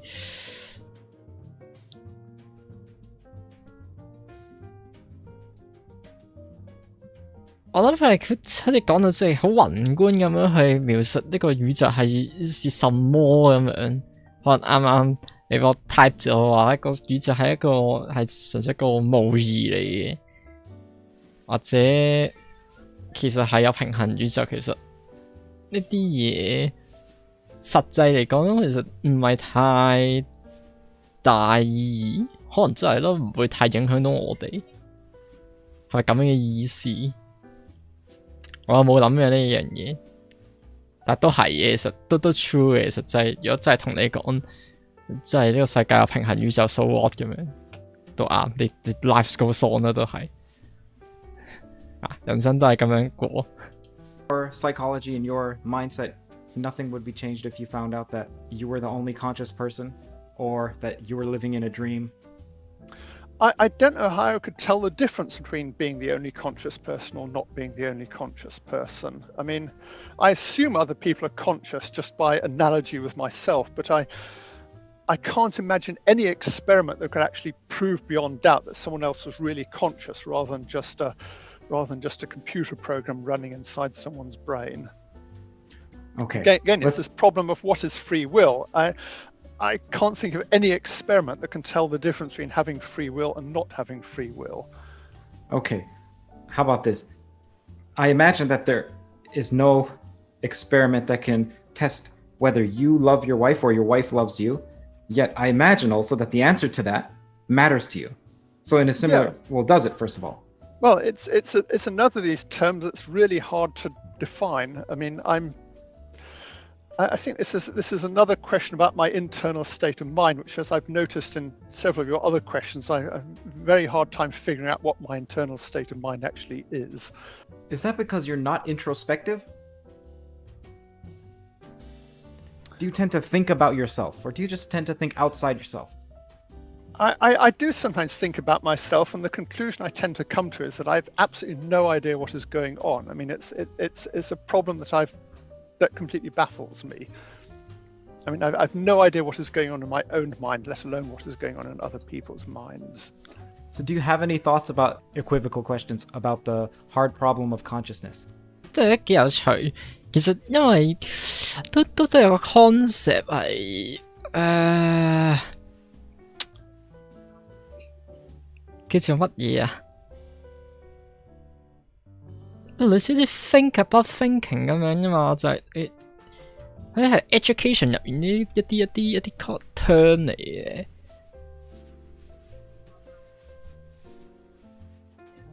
類似可能要諗究竟自己其實係如何諗嘢咁樣，類似係咁，我唔知啊，但係都幾有趣。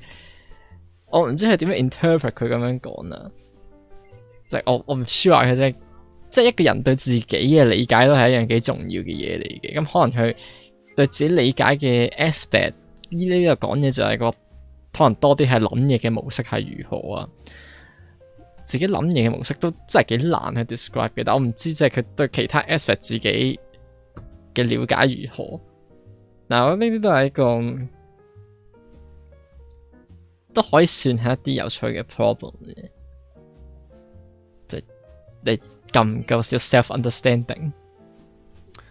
You have to remind me which is the hard problem. I vaguely remember Penrose talking about this, but I've forgotten which is the easy problem, which is the hard problem. The easy problem are the correlates. So, for example, anger is associated with so-and-so part of the brain and a certain circuit. The hard problem is how is it at all that consciousness, that is experience, can arise from material only?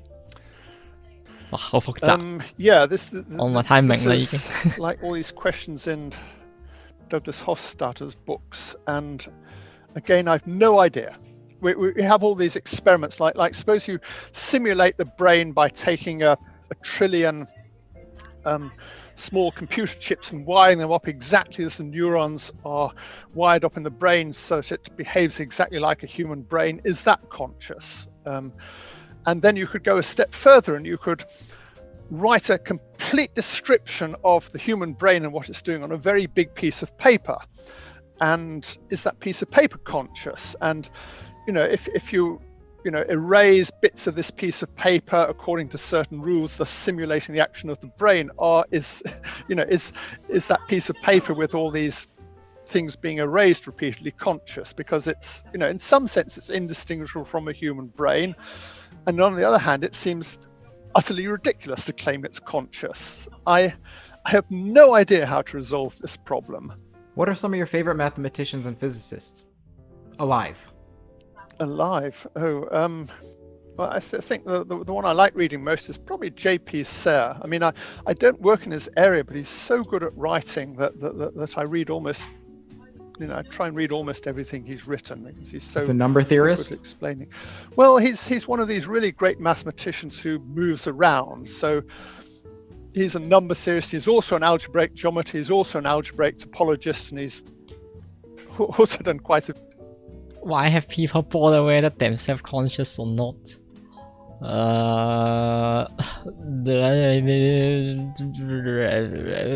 Why do people bother about math? 都係同一問題嚟㗎，係咪先？即係有時一樣嘢嘅 meaning 啊 ，depends on 人啊嘛。就譬如話齋講對自己嘅理解，咁你對自己理解到咩程度先叫足夠，或者即係先叫滿足咧？唔同人唔同。可能有啲人係可以完全就係覺得係唔需要諗㗎呢一樣嘢。可能我有啲咩感受，其實係甚至連感受都唔重要添。可能覺得自己嘅感受係唔重要。咁有啲人係可以誇張成咁樣。Which is for 我哋 Christian 可能係會 care 多啲感受呢一樣嘢。有可能仲有啲 philosophically 就係哲學家多啲嘅，甚至即係 care 到即係究竟我是什麼樣的存在啊 ？What am I 呢個問題都係諗好耐。呢啲問題 depends on 人啊嘛，係咪先？ A few other things. I mean, he's sort of one of the closest things we have to a universal mathematician. What about Terry Tao? Yeah, again, I've been collecting his books, and they're on my big pile of books I really ought to get round to reading someday. And yeah, that's interesting because he thinks in such a different way from what I do. I mean, he's an analyst, and well, again, he's not just an analyst, he also does lots of things in number theory and so on. But I mean, he's obviously thinking much more in terms of inequalities and error estimates and all the other things that analysts do than I do. So I'd say I'm much more towards the algebraic side, where I do equalities and sort of get a bit nervous whenever anybody writes down an inequality sign. What about physicists now? I don't really have favourite physicists. I mean, I enjoy reading Richard Feynman, but that's largely because of his popular books rather than because of his physics. Hi Speedrunner， 你好，你又係咪邊個我喺現實認識嘅人？可以介紹一下？從你個名唔係太認得。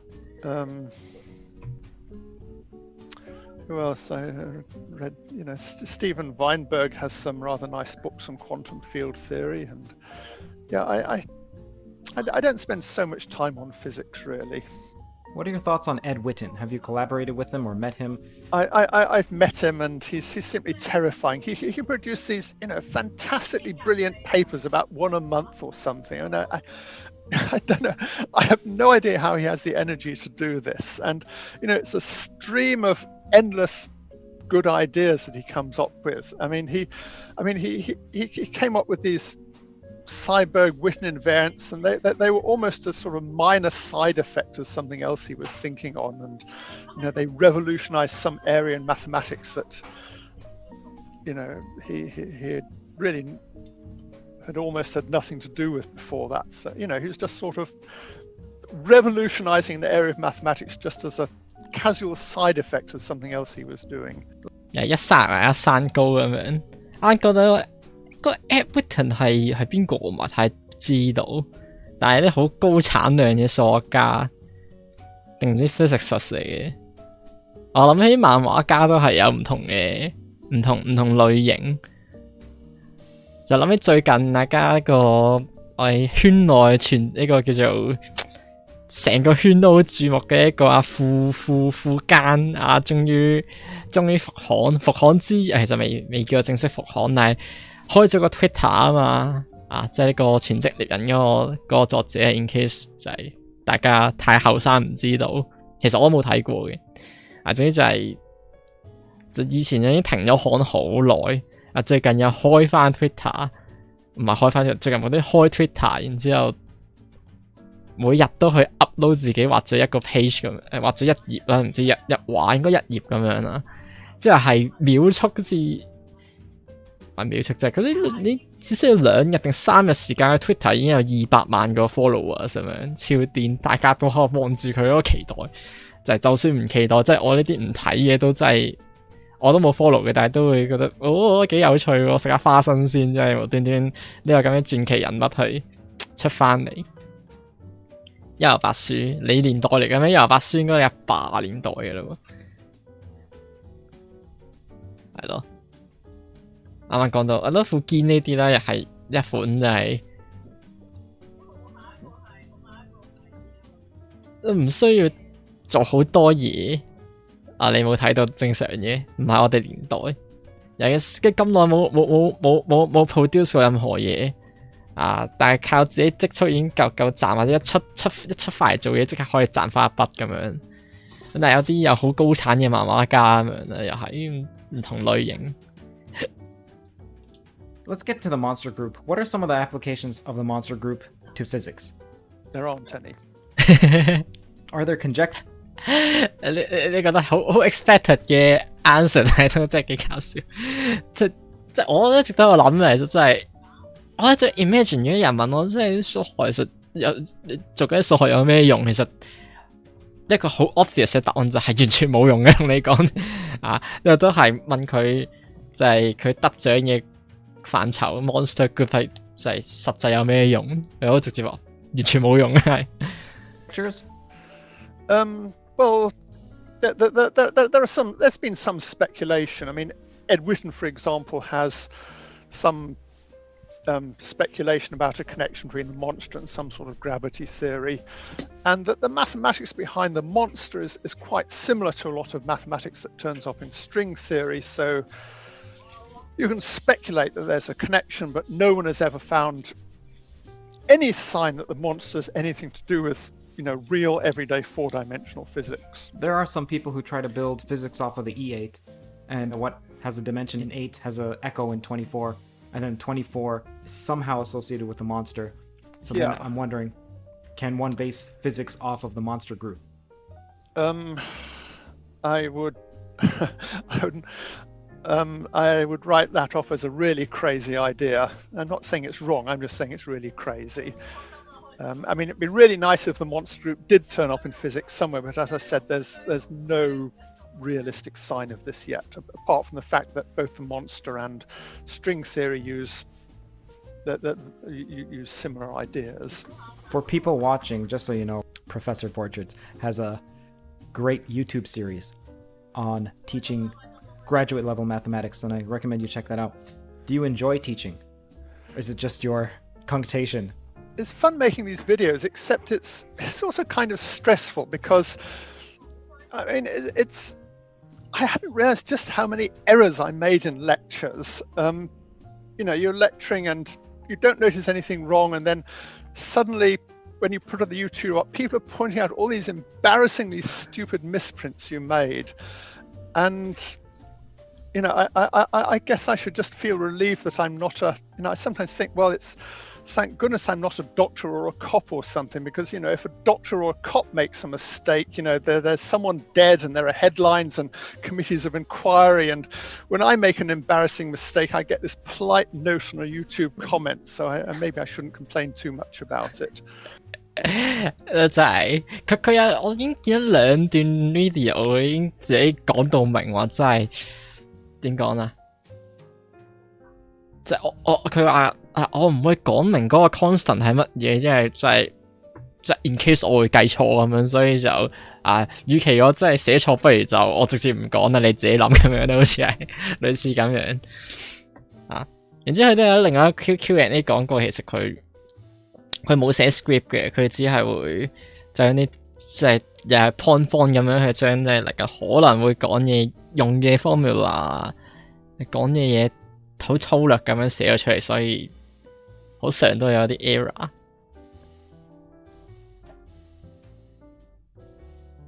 不過我諗係嘅，好在即係唔好話醫生或者警察咧，講到話好在自己唔係醫生警察，但係其實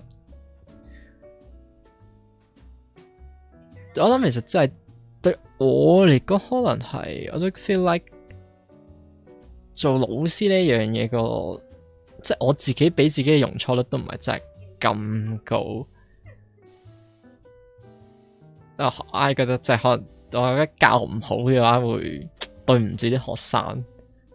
咁但係當然就其實就係可能另一方面就係可能諗得自己太重要啦，即係啲學生。係咪真係會咁俾你影響呢？係咪真係咁 care 你教嘅嘢呢？ But anyway, You mentioned that innovations coming from outside the field of academia, for math in particular, is rare, unlike the past, which was, you gave some examples, Fermat and Cayley, who were lawyers. And I'm wondering, is this still true today? As far as I know, you mentioned one of the reasons is that it's easier to get a position in academia, but I don't know if that's true today. Well, unless you're a postdoc. It's very much true compared to now, compared to a few hundred years ago when there basically weren't any positions for mathematicians in academia, maybe one or two in the world. The other big problem is all the easy stuff in mathematics and physics has been done. So people like Fermat, when they started doing mathematics, there were whole loads of things they could do, which, well, they were difficult for the time, but nowadays they count as easy. Whereas if someone was starting from outside trying to do mathematics now, it'd be incredibly difficult because anything you can think of in less than several years' study, someone has already thought of it. So it's partly that there are, people coming from outside doing something big in mathematics has become very rare because it's so difficult to find any problem that an outsider can do. 外行人難入行，因為好多嘢已經俾人做咗。睇下先 ，But the curriculum can't allow you to educate students well.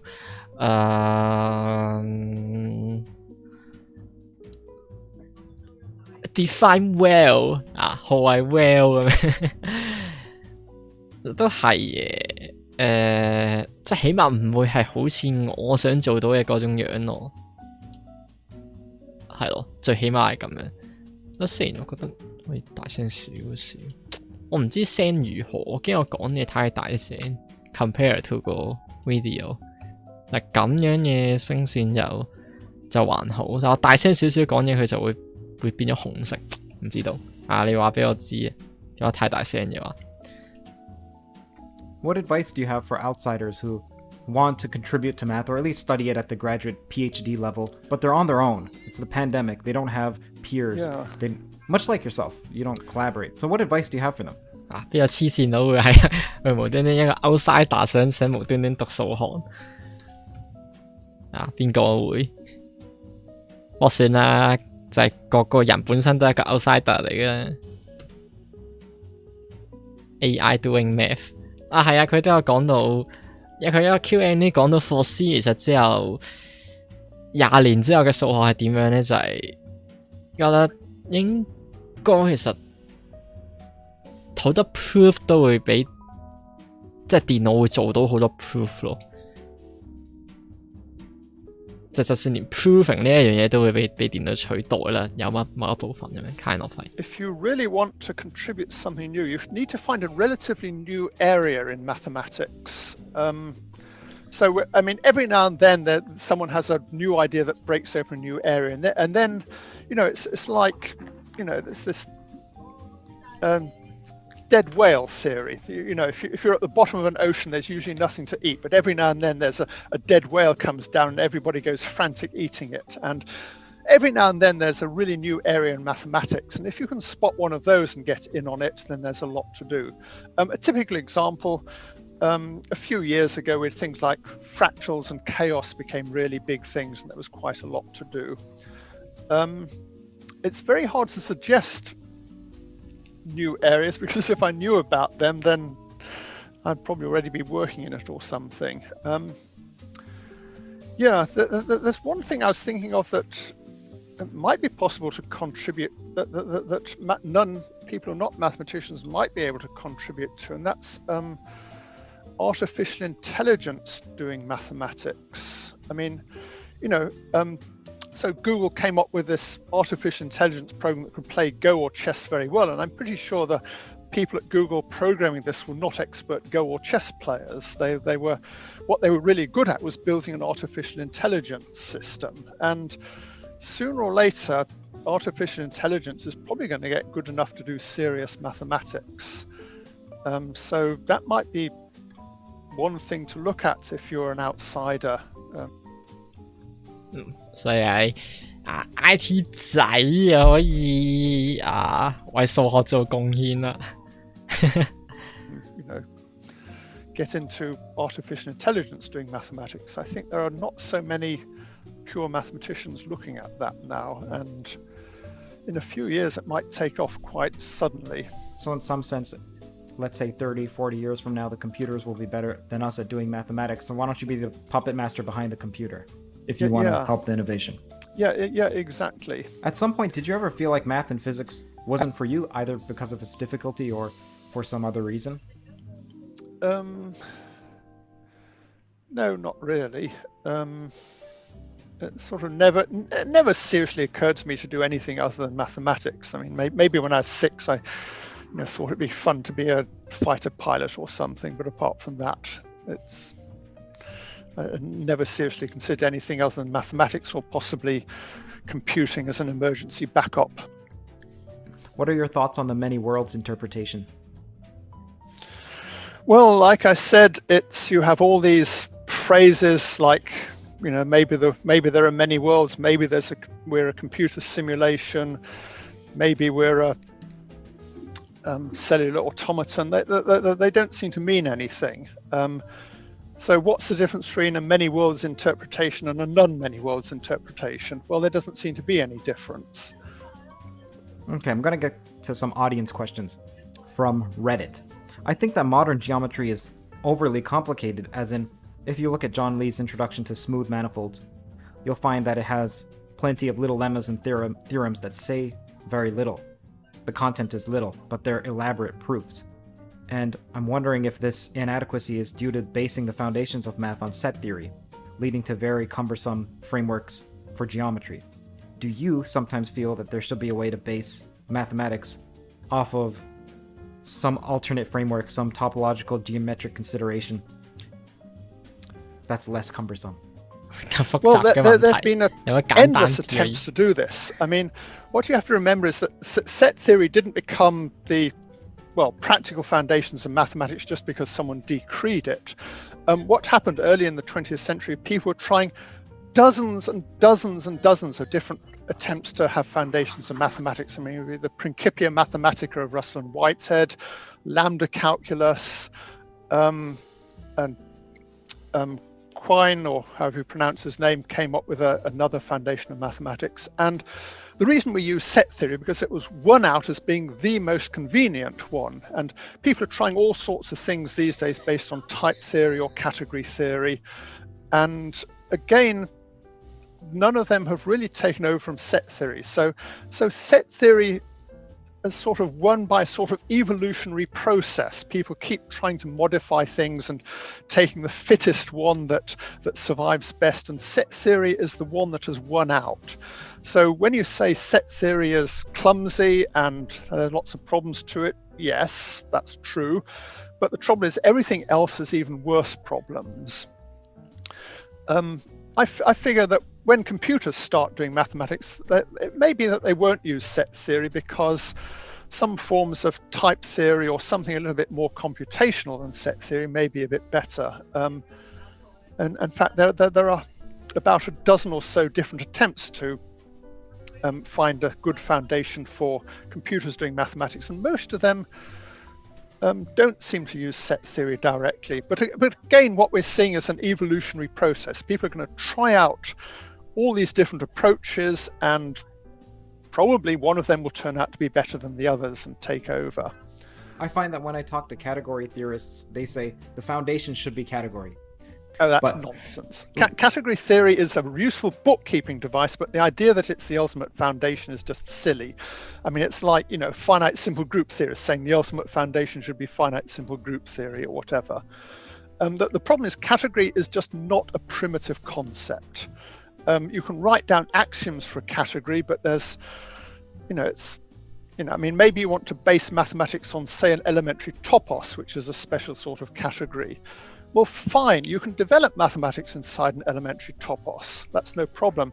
The trouble is this gives you no explanation for why the axioms for an elementary topos should be consistent. Set theory at least makes a sort of gesture about trying to explain why the axioms of set theory are consistent. I mean, I don't think it's a very successful explanation, but at least they sort of make a, they make a sort of token attempt.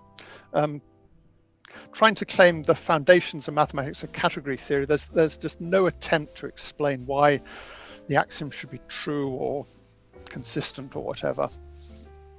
This is a similar question.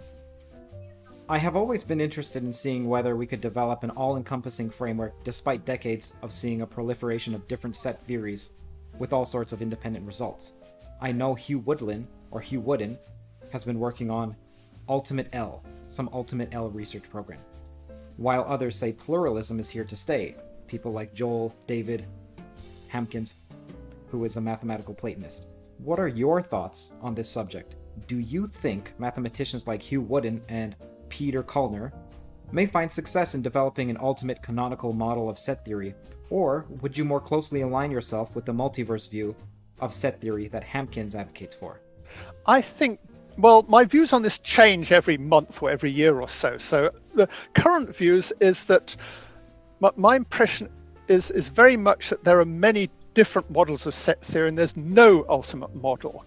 In some sense, as a consequence of Gödel's incompleteness, there's no ultimate model of all sets. The best we can do is have a hierarchy of increasingly powerful models or systems of set theory. So, you can start off with, say, Zermelo set theory might be, somewhere near the bottom, and then above that you can have Zermelo-Frenkel set theory, which is a more powerful model, and then you can start adding in your favorite your favorite large cardinal axioms. And there just doesn't seem to be an ultimate model.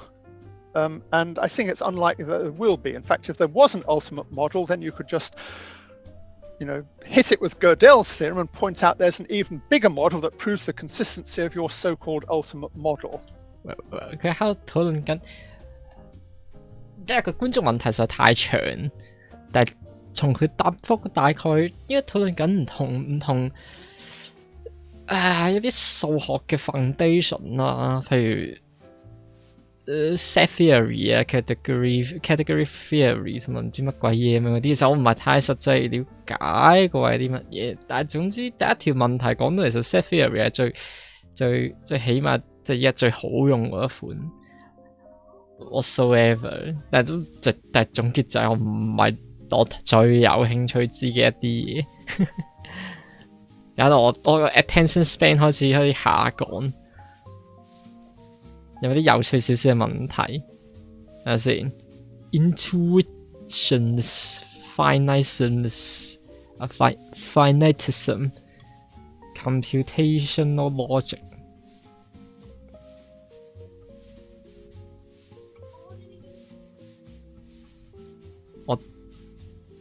我第一同第三個都明白，但係中間嗰個唔知咩意思，係咪睇佢係咩？係諗嘢好直覺啊，同埋呢個計嘢嘅時候 logic 係如何點樣？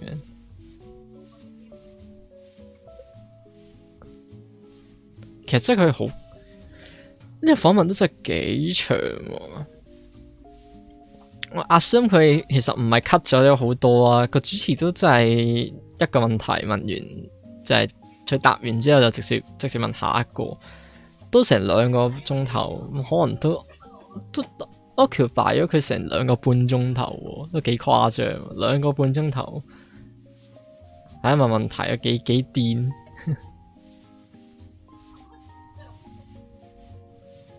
睇下先，夠唔夠睇落去好咧？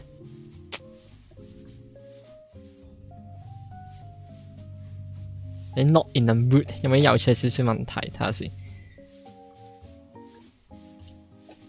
係咪又係問40歲可唔可以？咩 can people do 乜鬼啊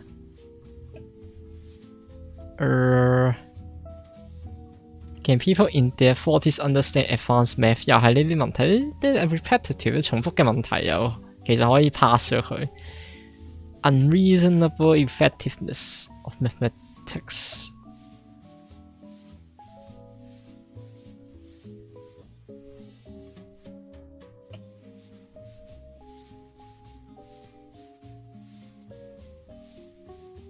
又係 quantum field theory， 又兜翻過嚟，可以 organize 啲問題好少少，好 random 去問問題個 direction。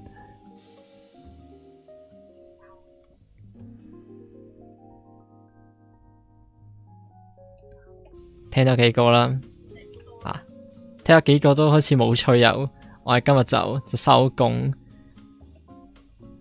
睇下先。Been thinking about recently. So recently or currently, what do you think of finite? You called it finite. As far as I know, it's called intuitionist logic, the computational model. That has a lot going for it. Basically, especially if you're trying to do mathematics on a computer, because of course a computational based foundations of mathematics are particularly convenient if you're actually trying to do computations. I mean, computers can't directly manipulate sets in the way that they can directly manipulate integers.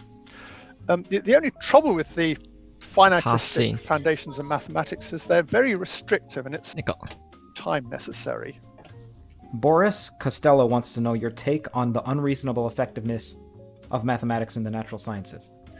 This has really baffled me. I mean, what was my take on it? Well, that just sums it. I mean, so the problem is there seems to be no reason at all why the universe should make any sense. I mean, you imagine what people thought about the way the universe worked, 2,000 or 3,000 years ago. Things just happened for no reason. Trees just grew because that's what trees did, or maybe there was some god making them grow or something. And we've discovered since then that nearly everything seems to be ultimately controlled by mathematics. And I've just no idea why this should be true. It's possible you could have a universe that just sort of was like a universe that sprang from the mind of a fantasy author where things just worked by magic for no particular reason. But we seem to be in one where it runs on mathematics. Rajesh V wants to know, are you puzzled by most people's inability to understand math, or do you see a reason behind it? I'm not puzzled by most people's inability to understand math. What really puzzles... 呢個問題比較有趣。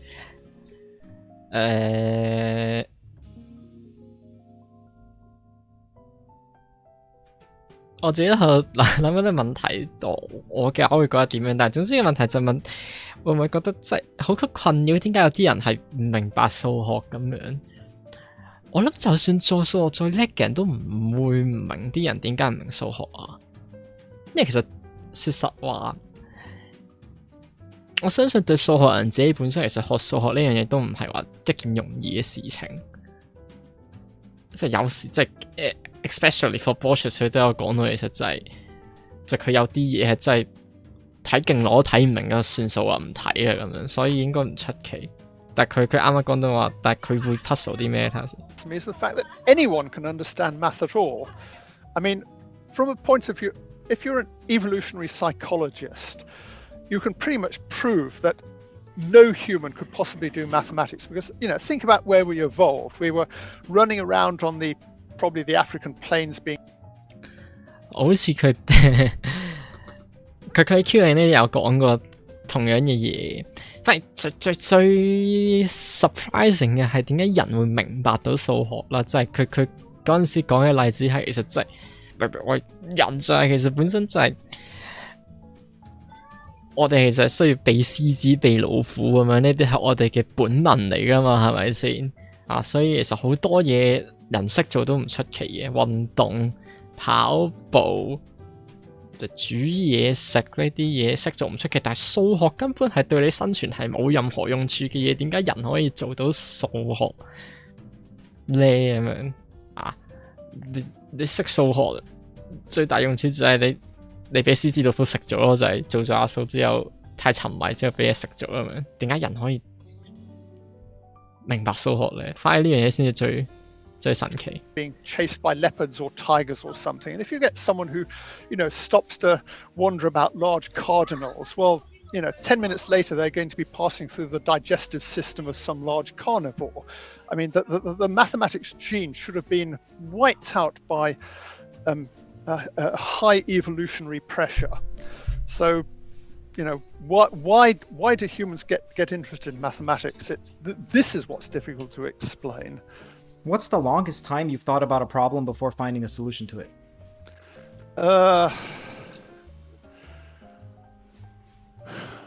Well, it's either...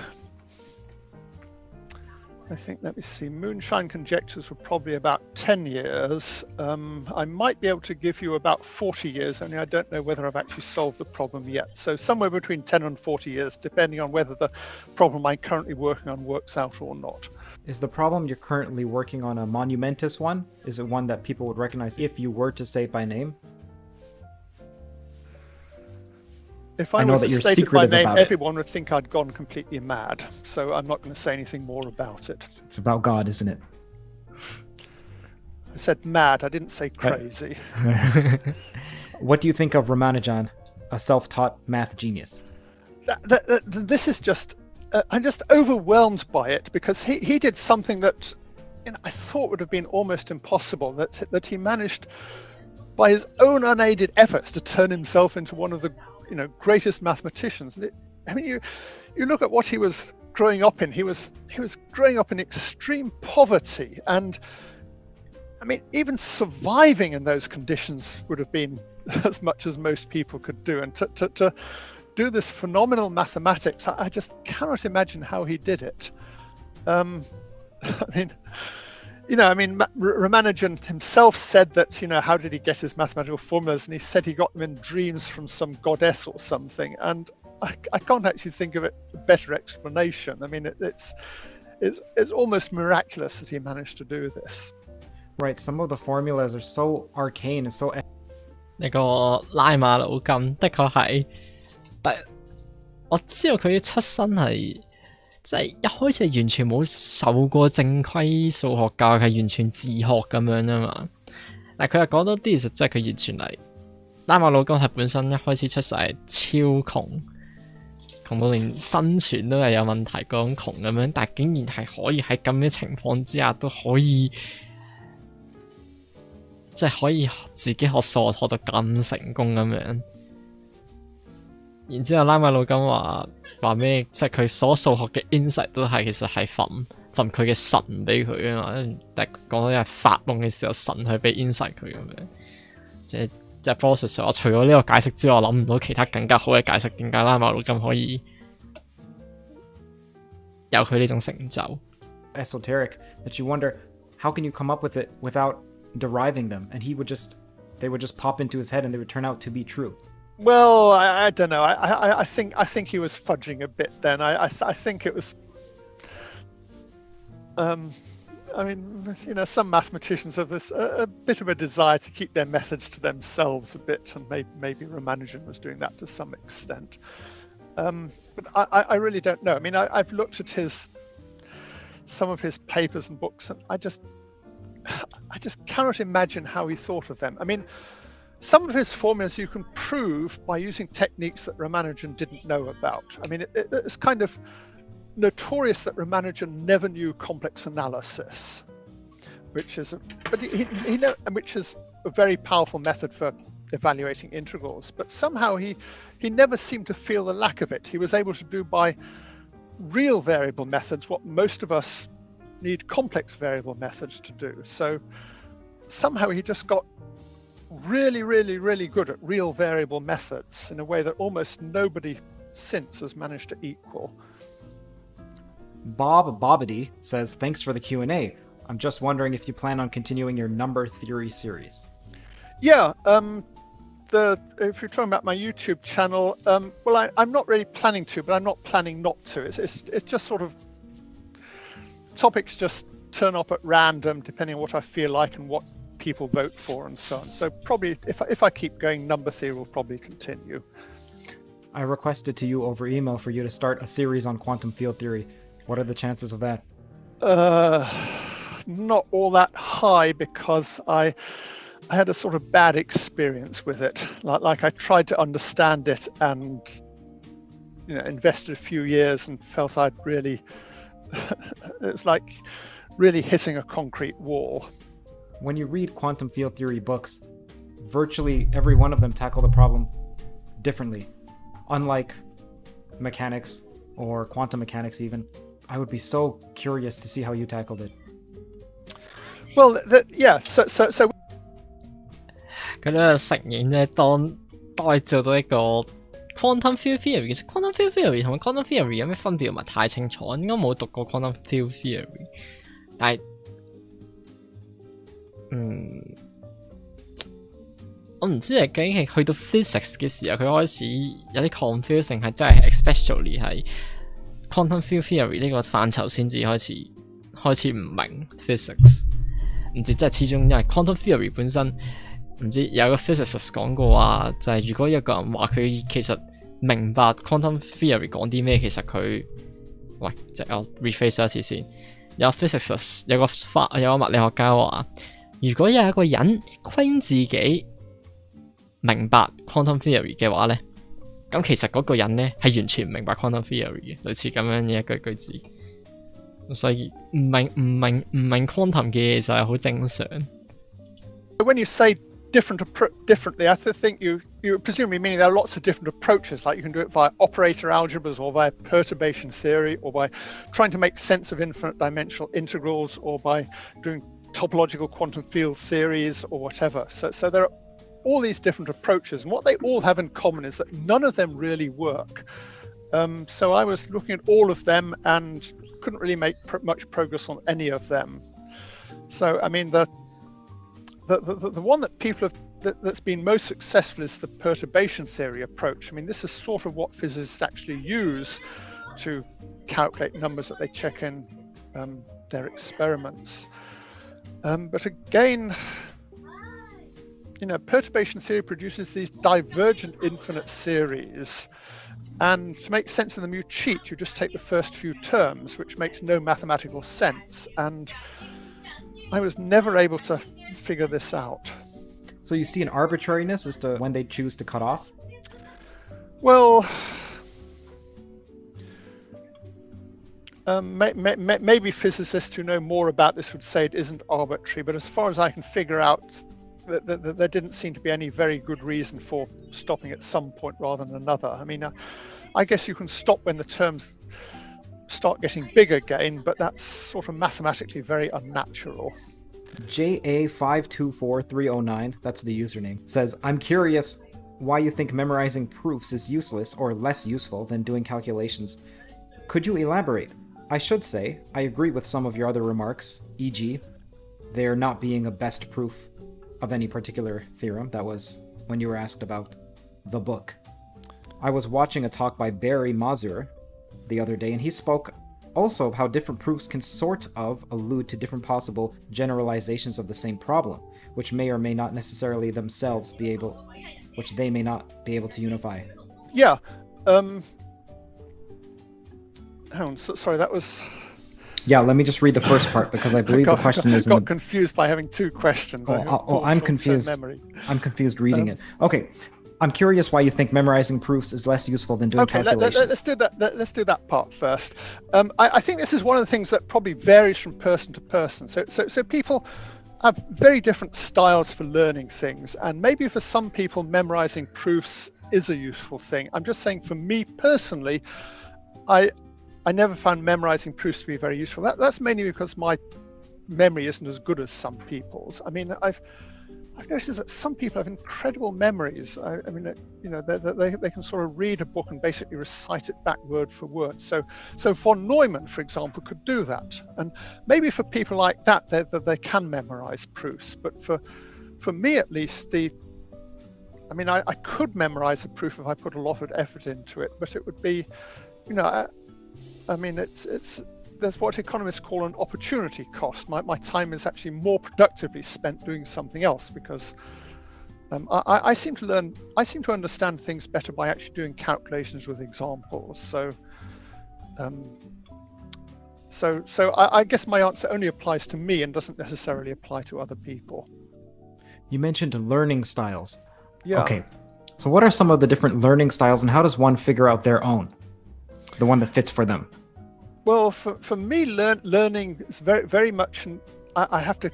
My learning style is, as I said, I need to do calculations and I need to read things over and over again because I'm rather bad at learning things. Other people's learning styles, I don't actually know much about, because all I can notice is that they're obviously different from mine in some ways. I mean, a really obvious one is I'm terrible at learning languages, whereas other people can learn languages really easily. So they must be doing something different.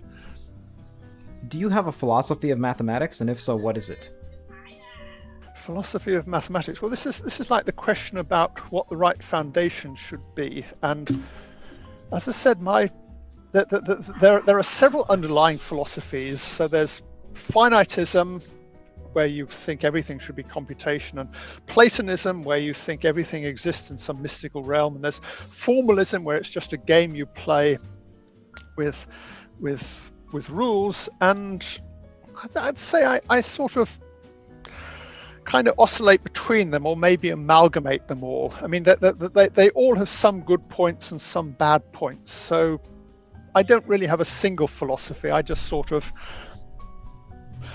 kind of amalgamate all philosophies and pick and choose whichever is most convenient at the time. I mean, it seems, there seems to be something a little bit off about this. It's like trying to belong to several different religions all at once, but somehow for mathematical philosophies, maybe you can get away with it. What do you mean you pick and choose which one's useful? What would be an example of one that's useful for you? Well, I mean, I think the different philosophy wouldn't really be useful for actually doing math research. The different philosophies would be useful for trying to understand what the foundations of mathematics and the universe are. So if you think the universe should be based on computation, then maybe you try working with a finitistic computational model of mathematics.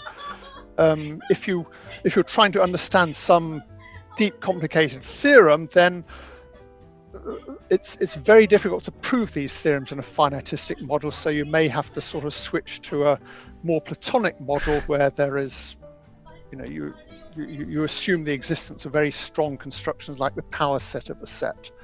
I mean, it's very difficult developing things like general topology, for example, in a finitistic universe. How does one know? By the way, this question is from Bag Biggard. How does one know when they're on the right path in finding a solution? I've tried substantial unsolved problems, and I end up making progress, but then I feel like I'm chasing my own tail. This is one of the hardest problems in research, and if you could solve this problem, you become the world's greatest mathematician. It's sort of like asking, how do you time the stock market? Nobody knows how to do it, and if you could, you'd be really rich.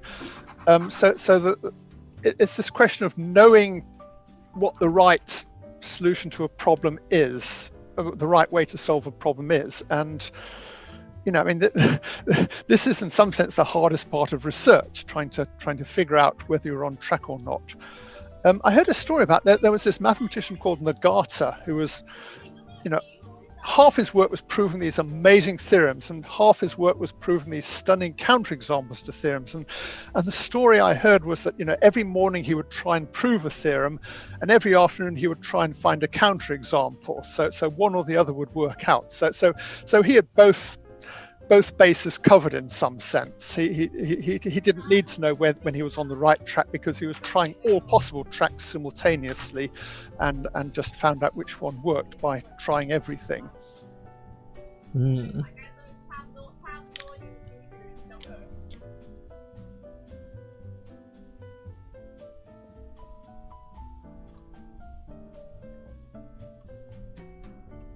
即係論到究竟點樣先知自己做嘅嘢係正確啊？就係佢 specifically 係 research 咁樣啦。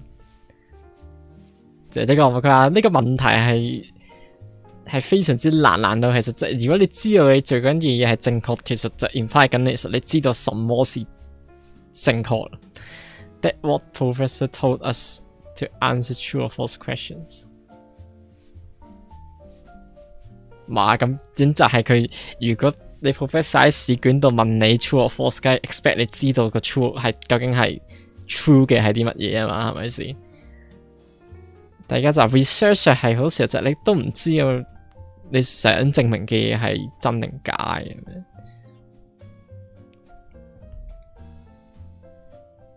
有時都係，我都試過自己 prove 啲嘢嘅時候。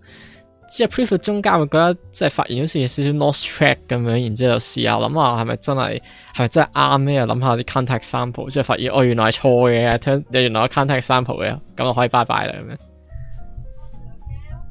好似就係 Langlin 都有聽過啊，係判斷究竟係可證明定不可證明啲乜鬼嘢嘛？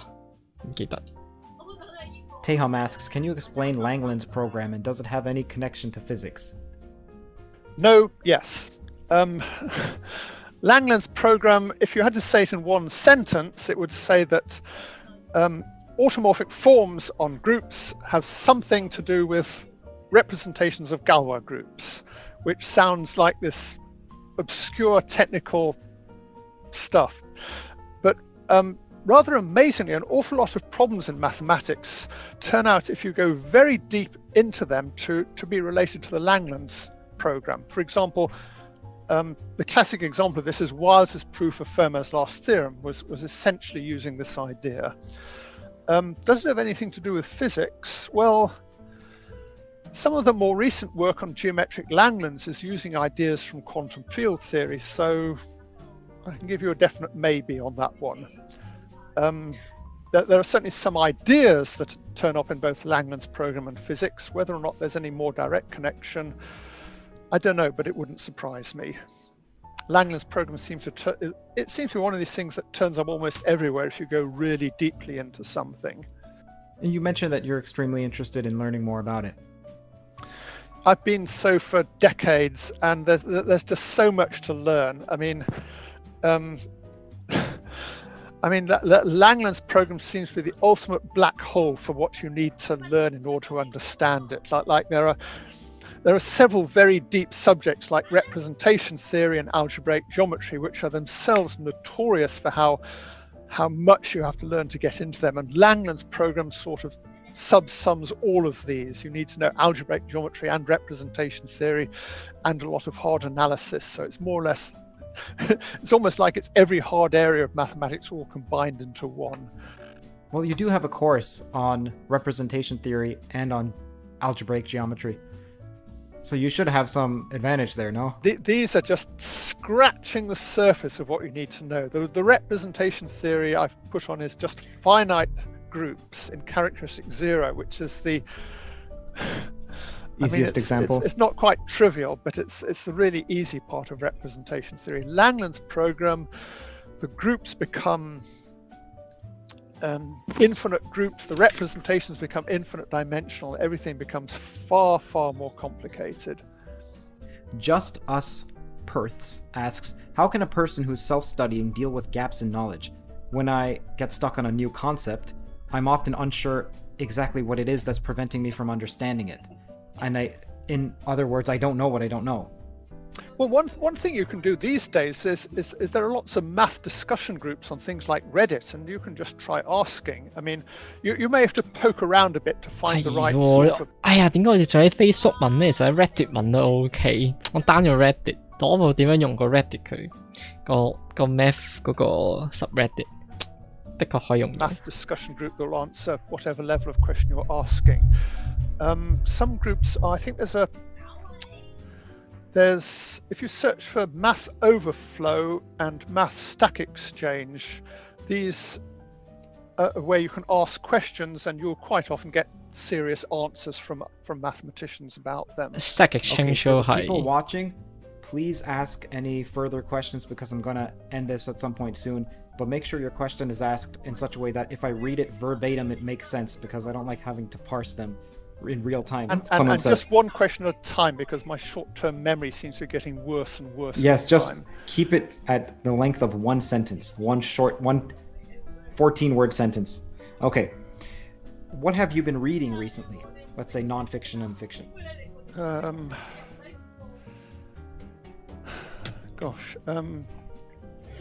My mind is for some reason completely blanking out on this. I can give a boring answer of all the books I was reading for my YouTube videos. And you tend to look at older books. At least you reference them plenty. For example, you referenced a book that was 100 years old, where the graphics look like it's a modern graphic, but it was Janken Emder. That book is absolutely fantastic because it's got all. It's written in the days before computers, and the graphics there just blow away most of the graphics people produce by computer these days. Somehow, their pictures have a sort of soul in them, whereas if you just get a computer to draw a graph of a function, it's just, it just aesthetic quality is not there. Yeah. The heart isn't in it. Exactly. No one has sweated blood to do the picture, and you're just not interested. And I can't imagine how they did it. I mean, there are just pages and pages of numerical data that they must have all done by hand, and there are pages and pages of graphs that must have been painstakingly drawn and calculated. I mean, the amount of effort they put into that is just extraordinary. How are you finding YouTube, by the way? I imagine it's new for you. It's interesting and very stressful. As I said, I get really bugged out by making mistakes on my videos. It's just so embarrassing having these. Well, what I was thinking is, what it reminded me of, you get these books written, the million stupidest things ever said by Professor Watts, by President Watts' name and things like that. And I suddenly have an awful lot more sympathy for President Watts' name, who blurts out something stupid whenever he opens his mouth, because I've noticed in my YouTube videos I'm continually making really, really dumb mistakes. I mean, it seems to be almost impossible not to. You can prepare and check everything, and it doesn't matter. When you're actually talking, the stress causes you to say really dumb things. You get stressed out when you're making your YouTube videos? It's somehow very... Yeah, it's very stressful, and when you're stressed, your mind just closes down, and you make the dumbest mistakes. And 點解你嘅 conclusion 係 tone deaf 關咩事呢個係？ You get to the end of the video and you wonder how you could have said something so stupid. What is it about it that you like? So you just mentioned a negative aspect. Well, it gives me something to do. I mean, as I said, research consists most of the time of getting nowhere. And if you're making YouTube videos, you're at least doing something. And I was rather surprised people actually seem to like watching math lectures on YouTube. I started putting these videos because they were my, lectures for courses I was supposed to be teaching, and I had to make some videos for them. And it sort of didn't really occur to me that people would actually watch them for fun, because I can't stand watching lectures. But other people obviously learn differently. How much time do you spend thinking about your own particular background and knowledge and skills and relating it to previous knowledge versus spending time thinking without relating? Gosh, it's an abstract question. I'm not quite sure. I would say, I'll try and answer it. I would say that nearly everything I do, I'm trying to relate it to other things I know. I mean, a lot of what research consists of is making unexpected connections between things. So if you're working in a completely new area that has no connections to anything you know in the past, it's going to be really, really difficult, because it's going to take a lot of time to build up enough knowledge to start making connections. So you really want to be relating everything you do to, hopefully, to something you've done earlier. I mean, you're trying to build up a big interconnected web, not have a lot of series of discrete domains of information that have nothing to do with each other. Neon Dagger asks, math people often talk about being drawn in by a wow subject that is hidden from them earlier on. Is it important to wow students to draw them into math? If you're trying to encourage people to do mathematics, this would be one way of doing it. But it's again one of these things where different people have different approaches. That some people are drawn in by this wow thing, and others are drawn in because they just like working steadily for your screen has gone very weird. Okay, 1 second. There we go. Yeah. There we go. Do you remember what you were saying? As I said, I'm under stress, which makes my short-term memory even worse than usual. Do you feel stressed being interviewed right now? Very much so. I mean, I've noticed this, that I'm having great difficulty thinking about questions that people ask. I have the same phenomenon in lectures. People ask me a question in a lecture, and I've no idea what the answer is. And then I get out of the lecture, and it's completely obvious. So somehow, being interviewed or talking, whatever, the higher parts of my brain simply close down. How often are you interviewed? 識係驚樣識㗎係咪？ I think, well, not very. I mean, there seem to be one or two people asking me for they're undergraduates doing projects where they have to interview a professor or something. So I've had maybe 2 or 3 interviews. Your screen has gone weird again. Okay, let me just switch cameras then completely. I have a feeling it's just overheating.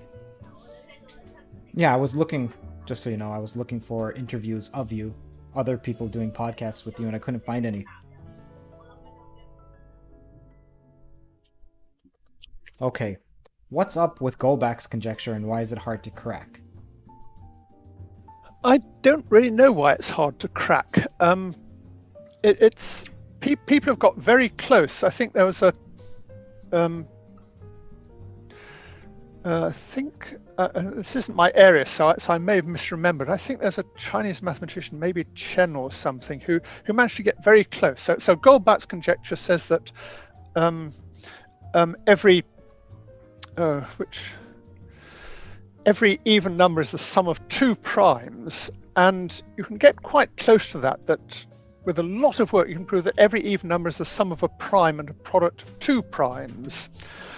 And for some reason there's some horrible obstruction to going any further than that, and I've never managed to understand what the obstruction is. I think Terry Tao, who you mentioned, I once saw a discussion by him of what this obstruction is, so he might be a better person to ask.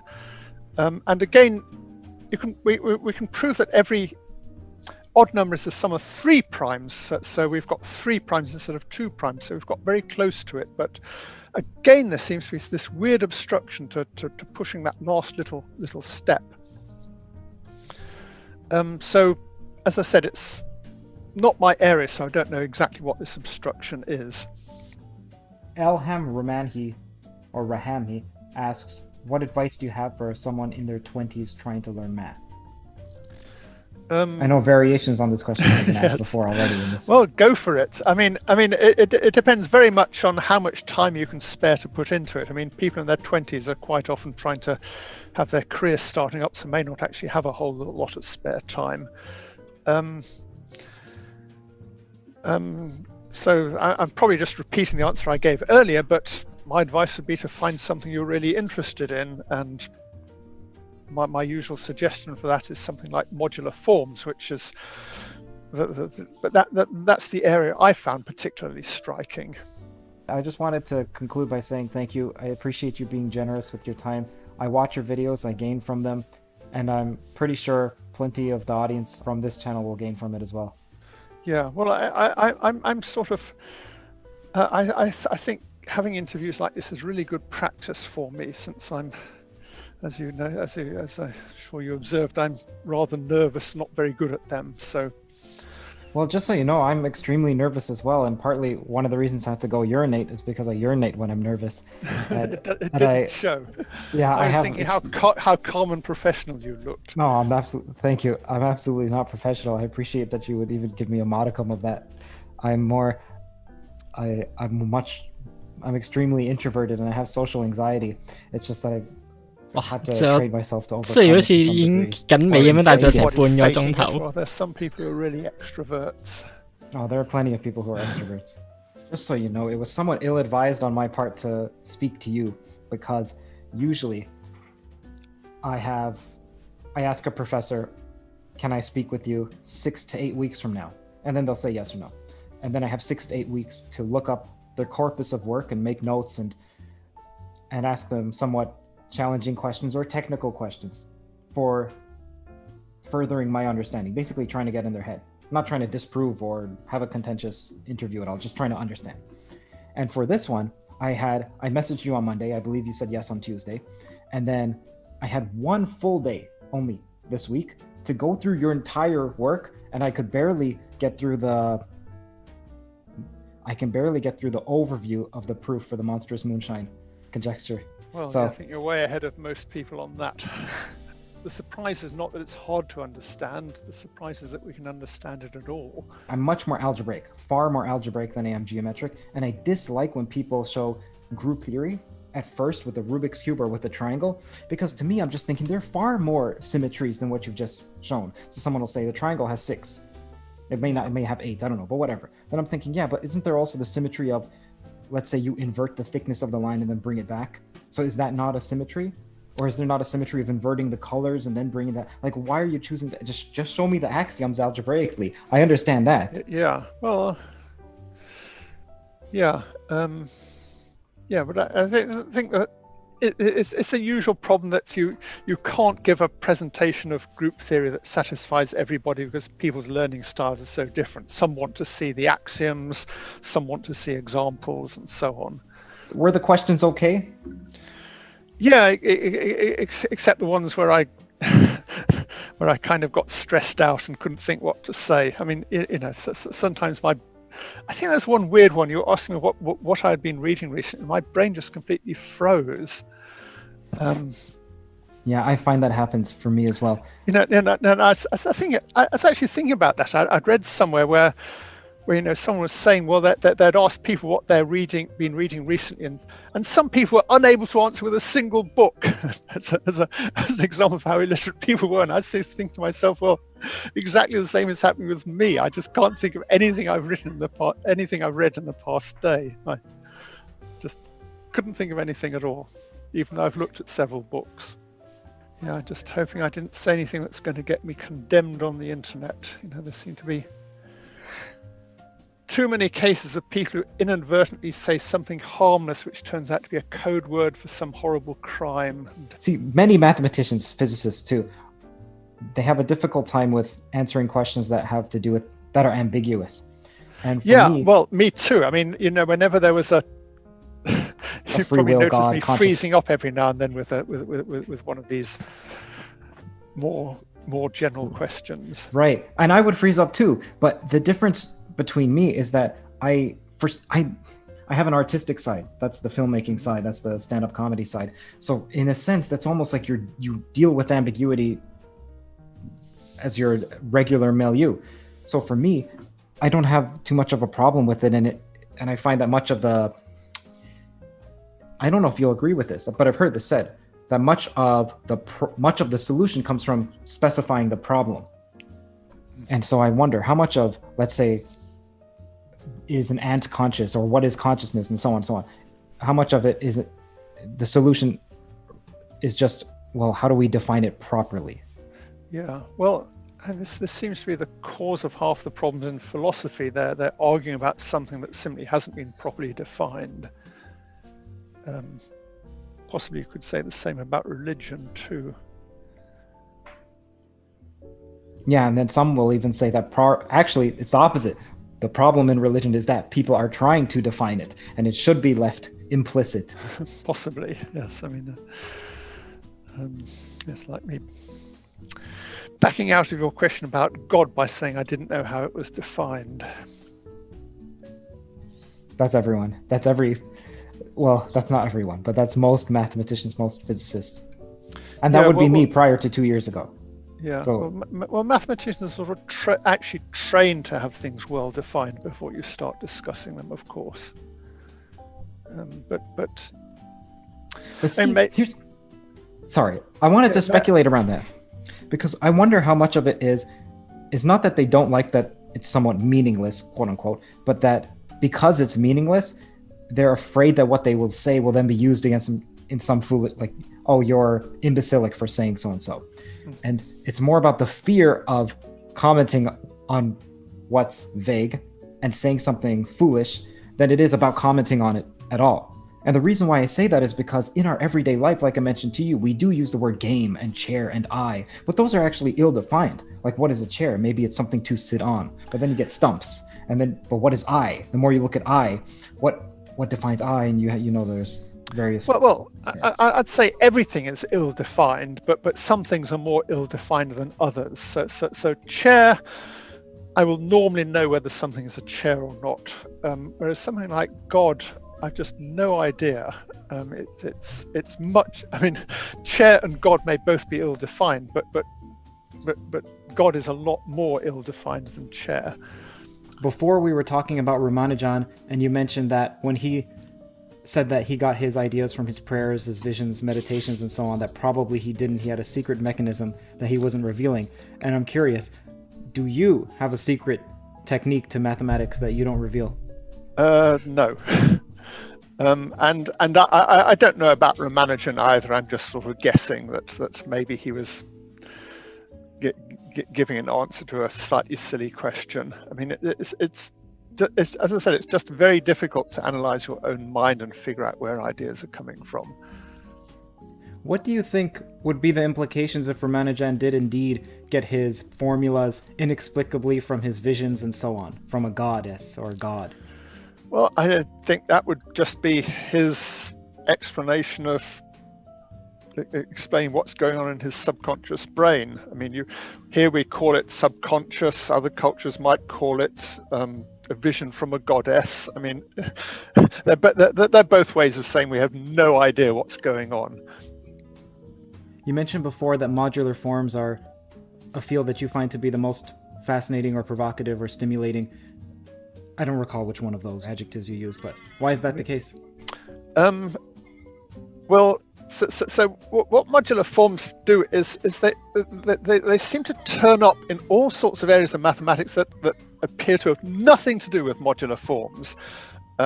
Obvious one I used quite a lot was they turn up in the theory of the monster simple group, and simple groups seem to have nothing to do with them. Marina Viakovska used them to solve the sphere packing problem in high dimensions, and again that has no obvious relation to modular forms. Andrew Wiles used them to prove Fermat's last theorem, which has no obvious reason why they should turn up. So they're turning up in completely unexpectedly in all these completely separate mathematical areas, and whenever they turn up, all these utterly bizarre coincidences start happening. I mean, in order for modular forms to solve a problem, you need a whole chain of bizarre numerical coincidences, and these numerical bizarre coincidences often seem to happen. So there's something very weird going on. As to why modular forms turn up in all these places, I just have no idea. It's just one of these bizarre mysteries. Is one of those connections, those coincidences, the 196883? Yeah, exactly. So there's this, that's a typical example of this bizarre numerical coincidence. You take a representation of the monster group, and it happens to be almost the same as a coefficient of the elliptic modular function. Okay, now I'm going to read to you a thought from another mathematician. I recall you saying that you believe mathematics is discovered, and he says it's invented. And I don't know which mathematician this is, so don't worry. This is an anonymous mathematician. He says, mathematics is created because it's a language used by humans so that we can understand and make sense of the world around us. For mathematics to be discovered, you would assume that the way humans perceive the world is absolute truth, and in some way establish humans as the universal standard of everything. I might be rambling here, but I get the feeling that if you choose to see mathematics as something that was discovered by mankind, you are taking a human-centric and deterministic view on the universe. We only created it to make sense of things, just like we created the spoken word to communicate. So what are your thoughts on that? Well, whoever said that is indeed rambling, as he suspects. The point about mathematics is, suppose there's another civilization on, say, Alpha Centauri. And they will have the same mathematics that we do. I mean, obviously they won't use the same notation or terminology in the same way that, English and French people do the same mathematics, but they do it in a different language. So they will have the same mathematical theorems expressed in their own weird language, and they will have found the monster simple group, and they will have found modular forms, and they will have found everything else. So it's not a human-centric way of viewing the world, it's a universal way of viewing the world. I mean, at least that's what I think. Maybe it's me who's rambling, but I would say it's discovered, not invented, because any other advanced civilization will have an equivalent mathematics. Do you think that we'd share an idea of what the few key theorems are? Or important theorems? So, well, for example, like the book, do you think we share the book? It's a very speculative question that this is in some sense meaningless, but in spite of that I will say yes, I would guess that other advanced civilizations will on the whole share the same key theorems. I mean, maybe not exactly, but... Let me be more explicit as to what I mean.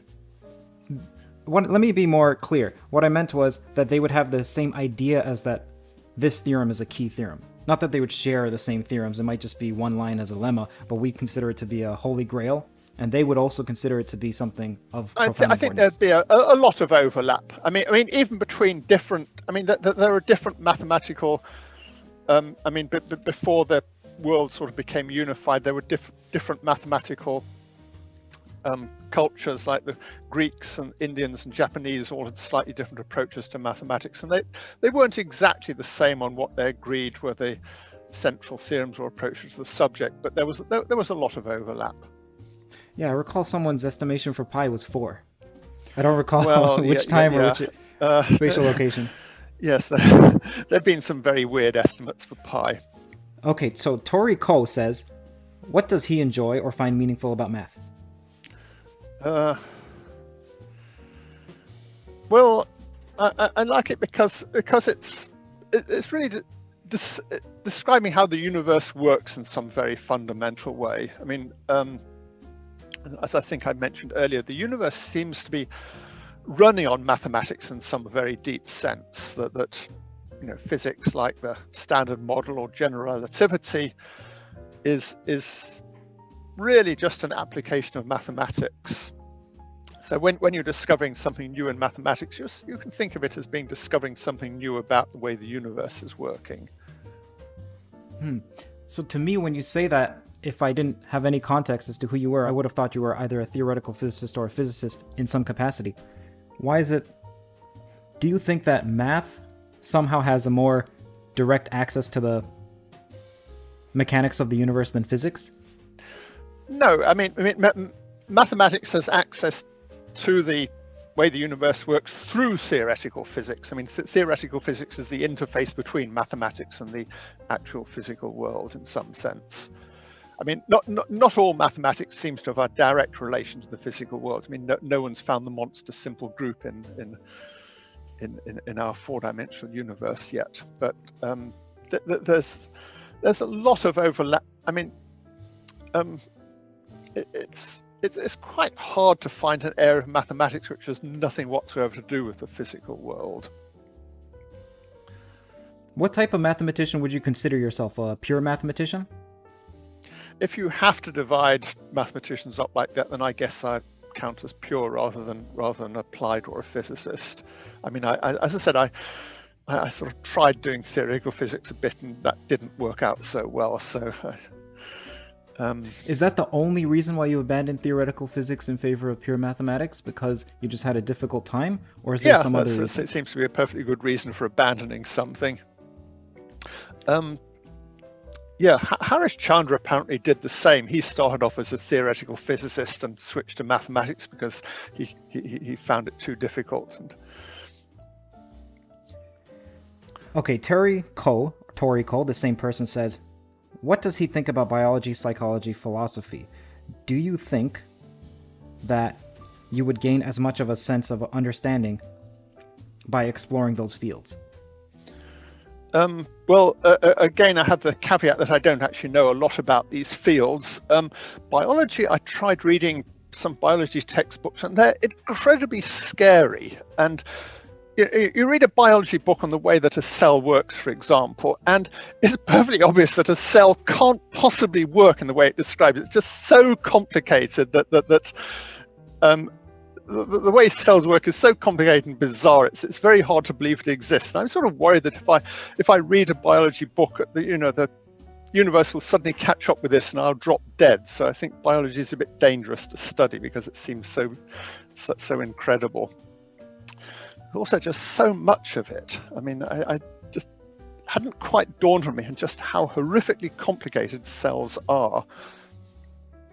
Timberfin says, is nature fundamentally mathematical or something else? Now, I know you touched on this, but again, for Timberfin. Well, depends what you mean by fundamentally. I would say if you go deep enough into anything, you eventually get to mathematics. I mean, you might start with trying to understand nature via biology, and if you look really deep into biology, you find it's really biochemistry, and if you're trying to work out how all these biochemical molecules work, you discover it's really quantum mechanics, which is physics, and if you look at how physics works, you suddenly find you're down to mathematics. So mathematics is sort of at the core of everything if you go deep enough. Bernardo Fitzpatrick asks, I would like to know, does the professor know of Italian mathematician Dr. Olivia Carmelo? And if so, what does he think of her use of Alexander Grothendieck toposes as a unifying theory in mathematics, and her interpretation of toposes, or topoi, as bridges in order to facilitate this unification? Well, I don't remember the name offhand, but toposes have indeed been used as a unifying thing in mathematics. So topos is this construction that Alexander Grothendieck came up with, and it was shortly afterwards realized by Law Veer, I think, that a topos was really almost a sort of intuitionistic model of set theory, or a weak version of set theory. So you can in fact do most mathematics inside a suitable topos. And in fact, this is almost one theme of Grothendieck's algebraic geometry, that anything you can do in mathematics, you should try and do in an arbitrary topos, and that gives you a sort of way of generalizing lots of theorems. Does he have an opinion on Grothendieck?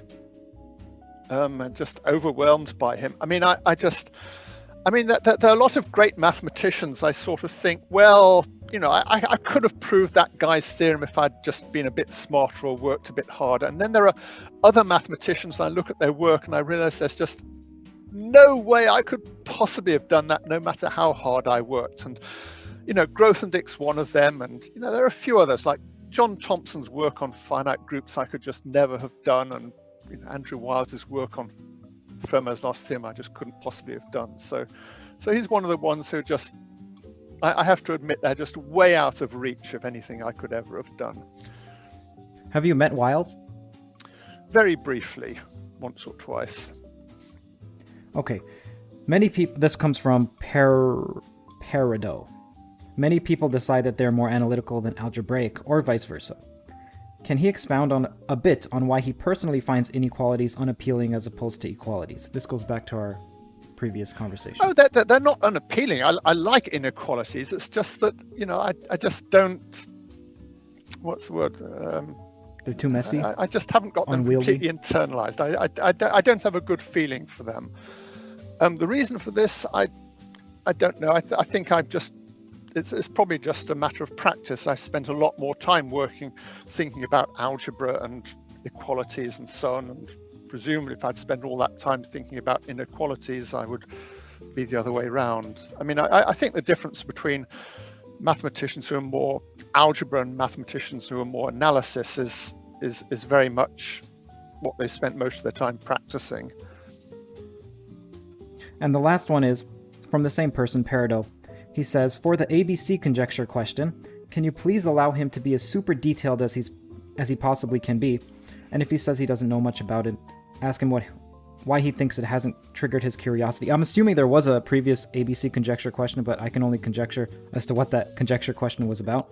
So let's say his last sentence says, I am consistently curious about the process of how mathematicians decide what is and isn't worth their time from a mathematical perspective. So I assume he's wondering, why haven't you tackled the ABC conjecture? And why do you choose this topic rather than this one? Well, other than pure interest. I haven't tackled the ABC conjecture because it's just too difficult. I mean, you have to select problems that there's some hope of making progress in. If you're asking about my opinions of Mochizuki's work, well, I just have no idea. I think I said earlier, I tried to understand it for a few hours, and it became obvious to me that it would take me many years of study to get a vague idea of what was going on. So Mochizuki is another one of these guys who look at his work, and there's just no way I would have been able to do that. I mean, I mean, it's a bit controversial about whether it's right or wrong at the moment, of course, but you know, whether it's right or wrong, it's still an incredible. Mochizuki's work is still an incredible achievement. And how do you decide what's worth your time and what's not from a mathematical perspective? If it works, it's worth my time, and if it doesn't work, it's not worth my time. You can't tell in advance. You just have to. If there's a problem or area, you start working on it, and sometimes it just doesn't seem to be working out, and sometimes it does. And deciding what is worth your time is actually one of the hardest problems in mathematics, because you may have spent several months working on a problem. Maybe you're just about to make a breakthrough, and if you only spent another week on it, then you would crack it. But you can't tell. Maybe maybe it's a week away from being cracked. Maybe you could spend another 10 years on it without getting anywhere. And if you could tell which, that this would make research so much easier. So it's really one of the biggest problems in research is figuring out which approaches are likely to work. How many weeks or months do you usually give on a problem before you decide it's solvable or not by you? Well, I never really give up on problems. What you do is you work on problems for a bit, and then you get a bit depressed because you're getting nowhere, and then you put it aside. But always come back to it later, after a few months or years. When you, I mean, what generally happens is I forget why my approach didn't work, and a few years later I think, oh, why doesn't this approach work? And I try it again, and then I discover why it doesn't work again. But every now and then you make a little bit of extra progress, and sometimes after coming back to the problem a dozen times, you finally manage to solve it. And there are plenty of other problems I've come back to many times, and I'm still stuck on them. How come you forgot that you tried a certain technique and it didn't work? Because I would imagine you take notes, and you would have access to those notes. Taking notes, it requires being organized. I'm very bad at keeping notes of what I do. I mean scrapbooks of your work, no? Well, I tried keeping a scrapbook of some of my work, and I looked at it a couple of years later, and it was completely illegible, and I couldn't figure out what on earth I was talking about because I'd been... As long as 你有咁多 stuff 俾你去做，如果你依家要做嘅得一個 stuff 嘅話，你 put aside 又冇嘢做，你明白？Too lazy to write up proper notes, and yeah. And it may not be a bad idea to sort of forget what the problem was and come back to it, because sometimes when you come back to it, you suddenly realize that the thing you were stuck on, it wasn't really valid, and there's a way around it. Of course, most of the time it was valid, but whatever. Look, another topic. 都係嗰個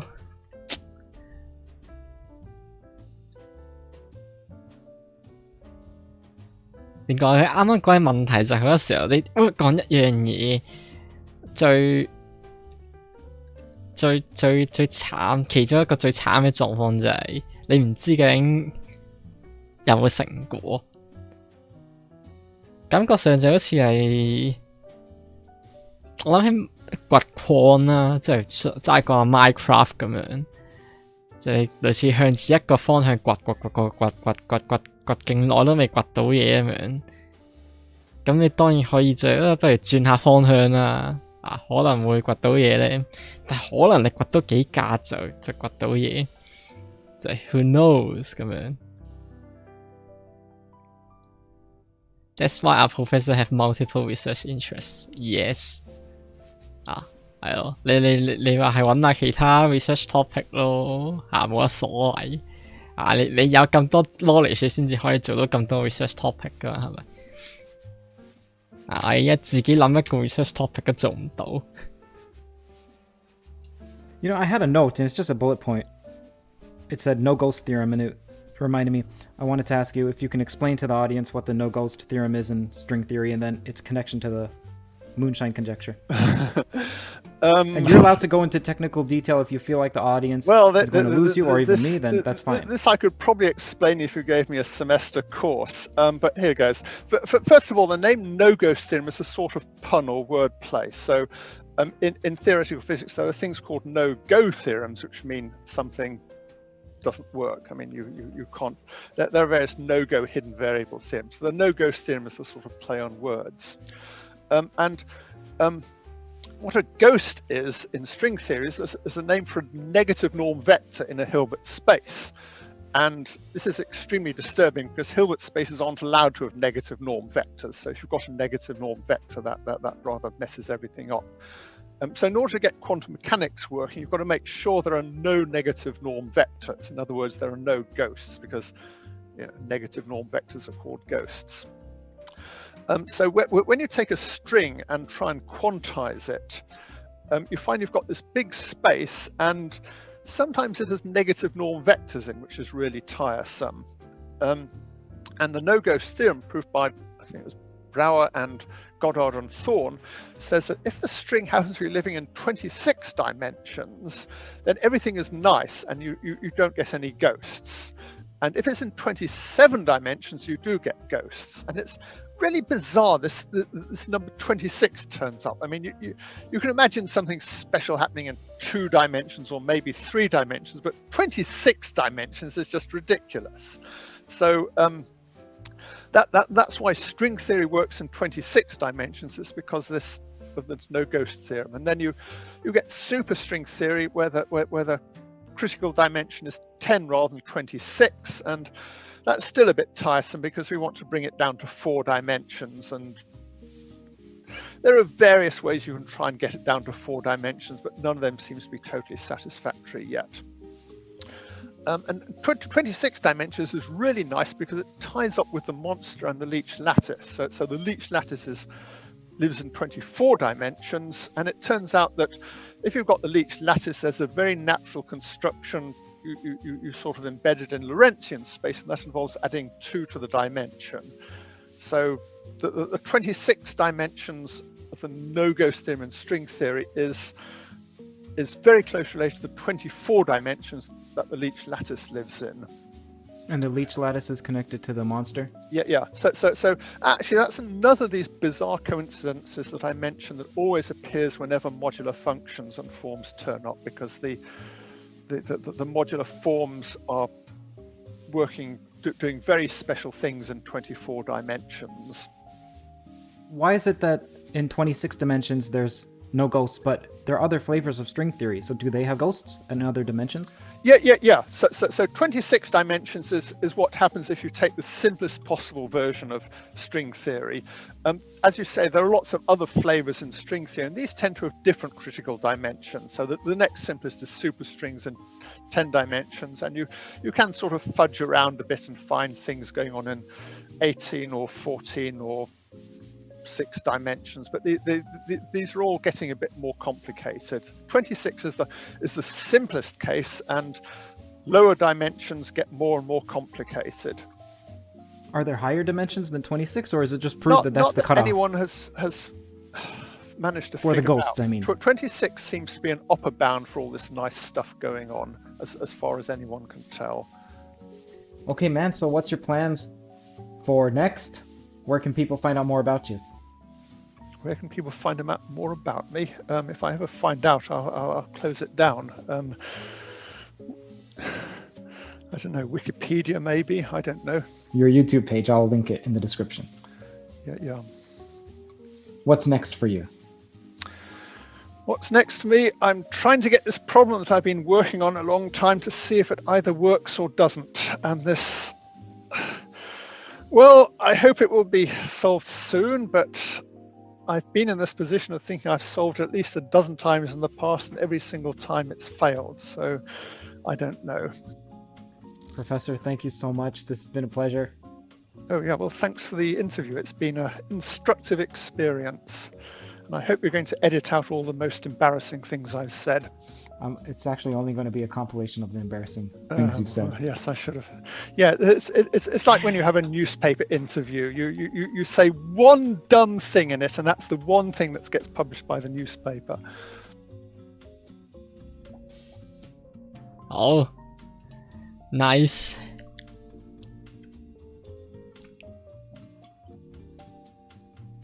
Có mấy kết luận呢?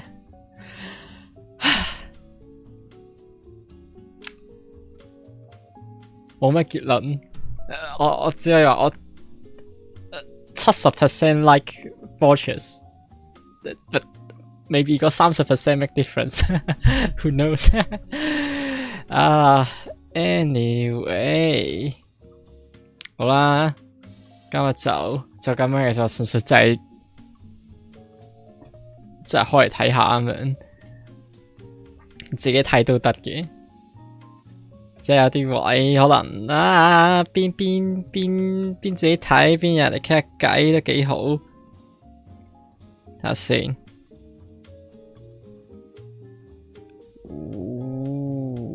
OK， 好，咁今日就咁樣啦。陣間哇11點喺度，陣間會望，因為繼續去睇一睇佢啲 lecture， 作一啲真係非常之重點嘅 notes 算數。其實我諗都要開始 work 講個 research， 我諗啦，其實應該要 work 講個 research 嘅啦。即係我仲想去學多啲嘢咁樣，搞到依家都未開始到去做嘢。Anyway， 好啦，各位聽日都有好多嘢要做啊！你哋返工嘅返工，返學嘅返學，咁啊就去唞啦。祝大家瞓得好前2日都唔係瞓得太好。Anyway，就咁先，拜拜。